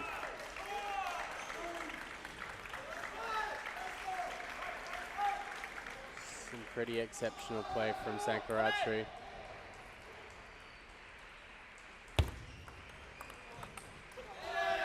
And At I this think point, that, sorry, go ahead. I was going to say, he's going to really be able to draw from the doubles that he played yesterday. Had some really impressive doubles, and he'll be able to bring this into this match, because you never want to feel like the moment is too big for you, and I don't think that is going to be the case for Sankaratri. Yeah, and especially when you're playing with Nikhil, you know, when you're playing doubles, there's a reliance on you to make the attacking strokes, to make those solid openings, and it definitely seems to be a strength for him. 3 game points here.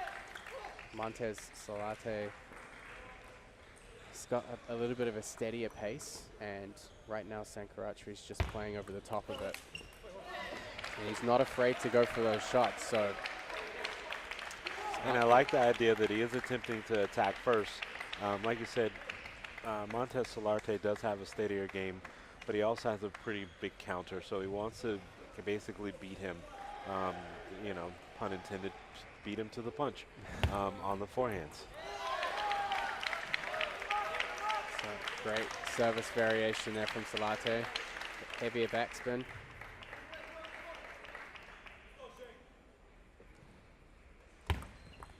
And he goes for the same again. Two great serves. That's experience for you right there. And it was a lot of pressure from the young player, Sankaratri, to really want to keep that push tight. We saw him miss it earlier in this game. But again, follows it right back up with a big forehand to have the advantage in game number 1. And the connect he gets between the backhand and the big forehand attack is very seamless. And Salate, third heavy backspin serve in a row. Shot to the backhand of Sankaratri. This worked for him all 3 times. Be interesting to see if he tries it again on his next serve sequence.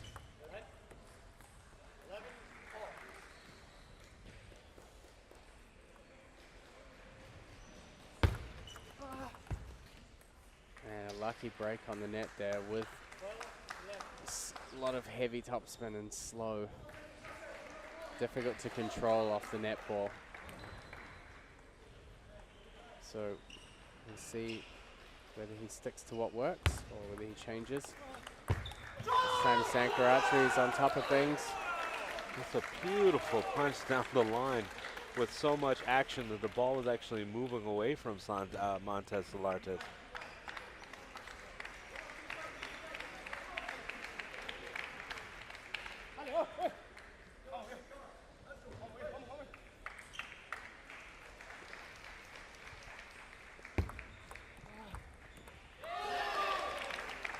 Again, there's so much pressure that Sankaratri is putting on himself to keep that ball really short.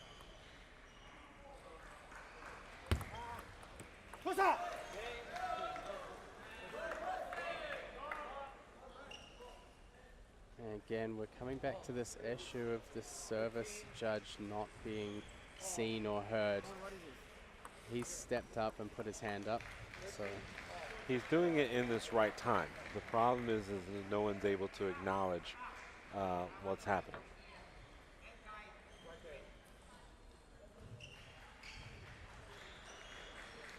So coach not happy with that. And I mean, again, the point, as far as the player understands, the point's already been won, but they don't see the serve judge either.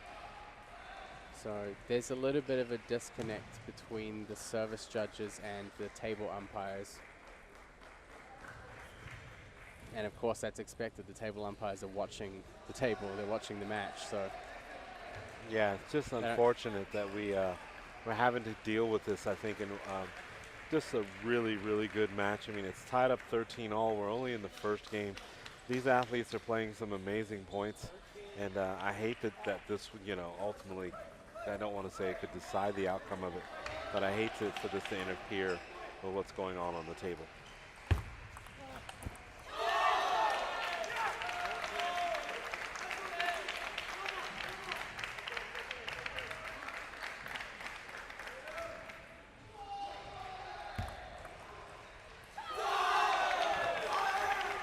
And do you think Solarte elected to serve that side under backhand from the forehand side because of what just happened?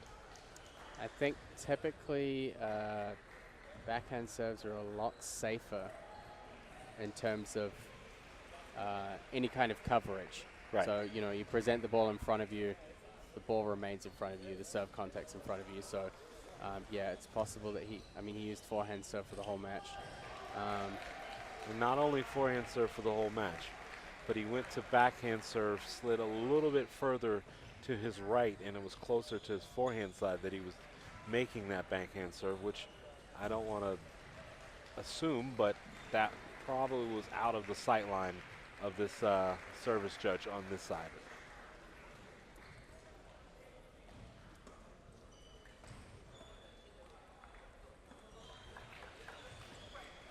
So Solarte showing his experience really in being able to handle these situations fairly well, mentally at least.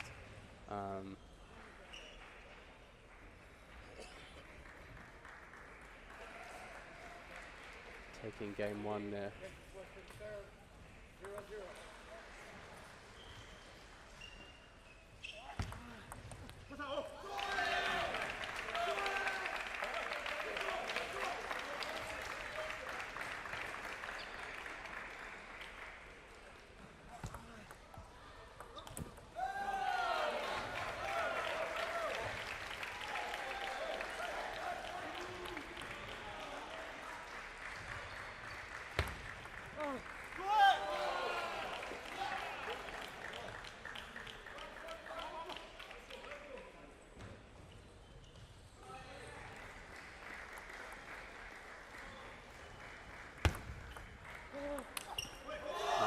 up there from Salate.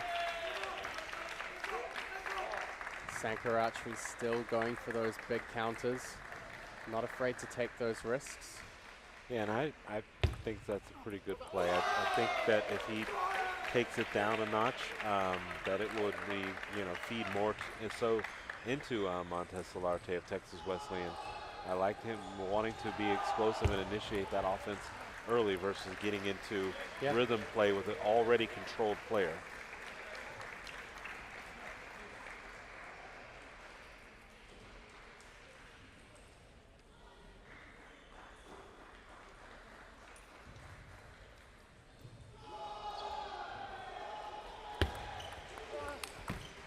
Again, picks up the half-line ball. Kind of gave him another chance at that.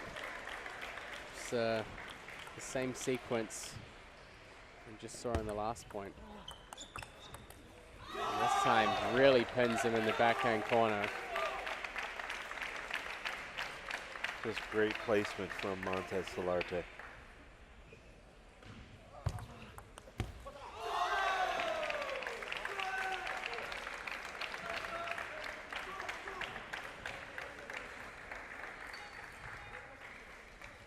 And I think definitely the choice to use the backhand serve more is to help him handle this service legality situation or issue. But I feel like it's actually working out for him quite well. He seems very comfortable serving on the backhand side and has been able to initiate points a little better from there.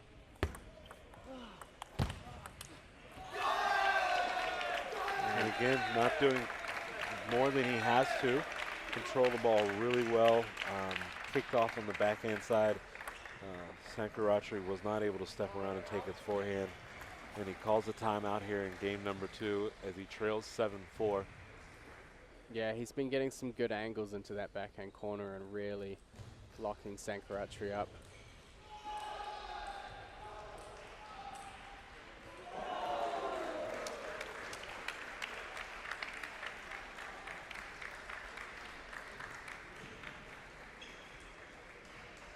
So the timeout. See what wisdom Nikhil Kumar can add tactically here on the bench of UC Berkeley.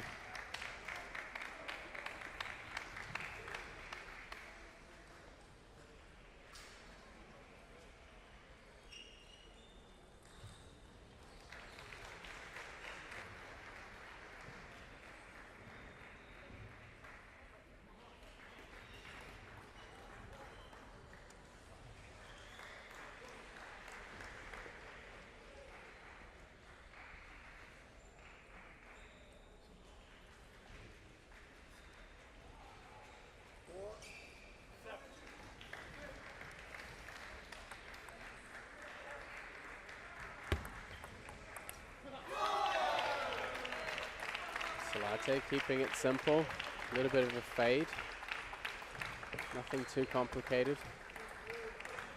Yeah, again, just a really well-controlled return. Good placement into the backhand corner. If Solarte is to win this match, it would give Texas Wesleyan the first place, a spot into the finals. Definitely some momentum building on Montez Solate's side. And that backhand serve really has worked fantastically for him. He's able to get more angles across to the forehand side. It's just really, what does that say about Montez Solarte, who started off the game really playing a lot of forehand serves from his backhand corner, and literally just changes the whole direction of how he wants to take the approach to his service game. And just to go with a very effective side under or side top backhand serve that he's been able to place long and short, and keeping Sankarachri guessing, and also again I feel like taking back ownership of this match by eliminating the referees and the umpires getting involved. Yep, definitely agree with that. And I think there are players here who don't share the same amount of experience as someone like him that would really struggle. And you even see players like we saw in the men's doubles final last night, players that have a ton of international experience but are younger, like Jeremy Hazen, that clearly get flustered for a number of points after even just a serve warning. So he's really, from a mental standpoint, handled this very well, and you can see that he's just been eager to move on. He doesn't want to, you know, spend a lot of time having back and forth about these issues. He knows what his goal is here, and he's just going to push past it and get into the match. 0-0.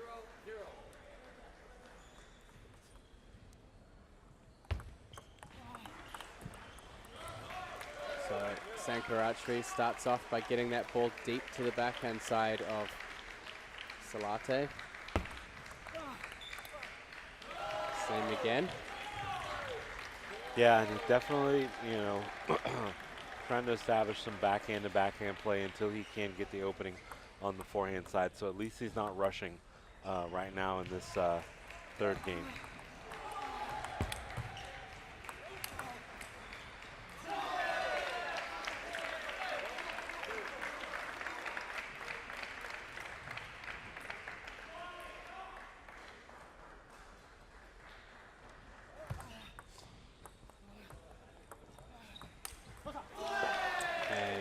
Ashwin Sankarachri going for broke. Actually looked Missed pretty good. by very small margin he missed by.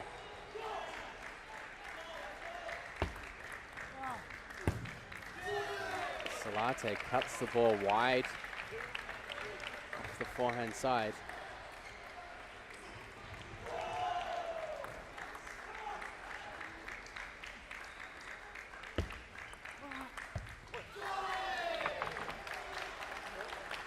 A little bit of frustration visible here from Ashwin Sankarachri. He's under a lot of pressure in this match. He's played some great shots, particularly in the first half of the first game. But Salate's adapted. He's playing a lot more tight, more close to the net, cutting wider angles instead of going for those softer openings and giving Sankarachri chances to counterattack. He's just playing it close to the net. There, Sankarachri gets on the board, still trails 3-5 in the third game. And he gets away with a long serve there. I think Montez Solarte gave him a chance to really take that big forehand out cross court. But it did look like the serve got away from him a little bit.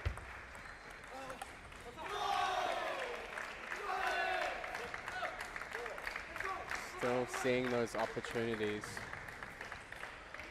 taking the chances, maybe not landing them quite as much now as in the beginning, but still making the right decisions and taking the shots.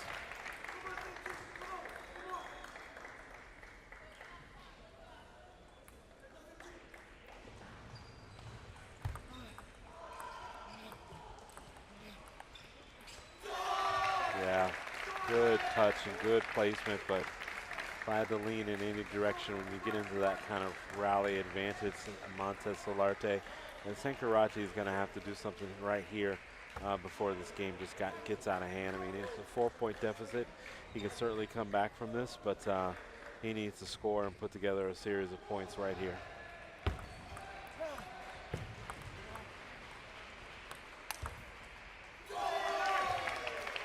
Very tactful play. Moves to within 2 points here of sealing it for the team. And that's going to help him get halfway there. Sankarachri missing his serve.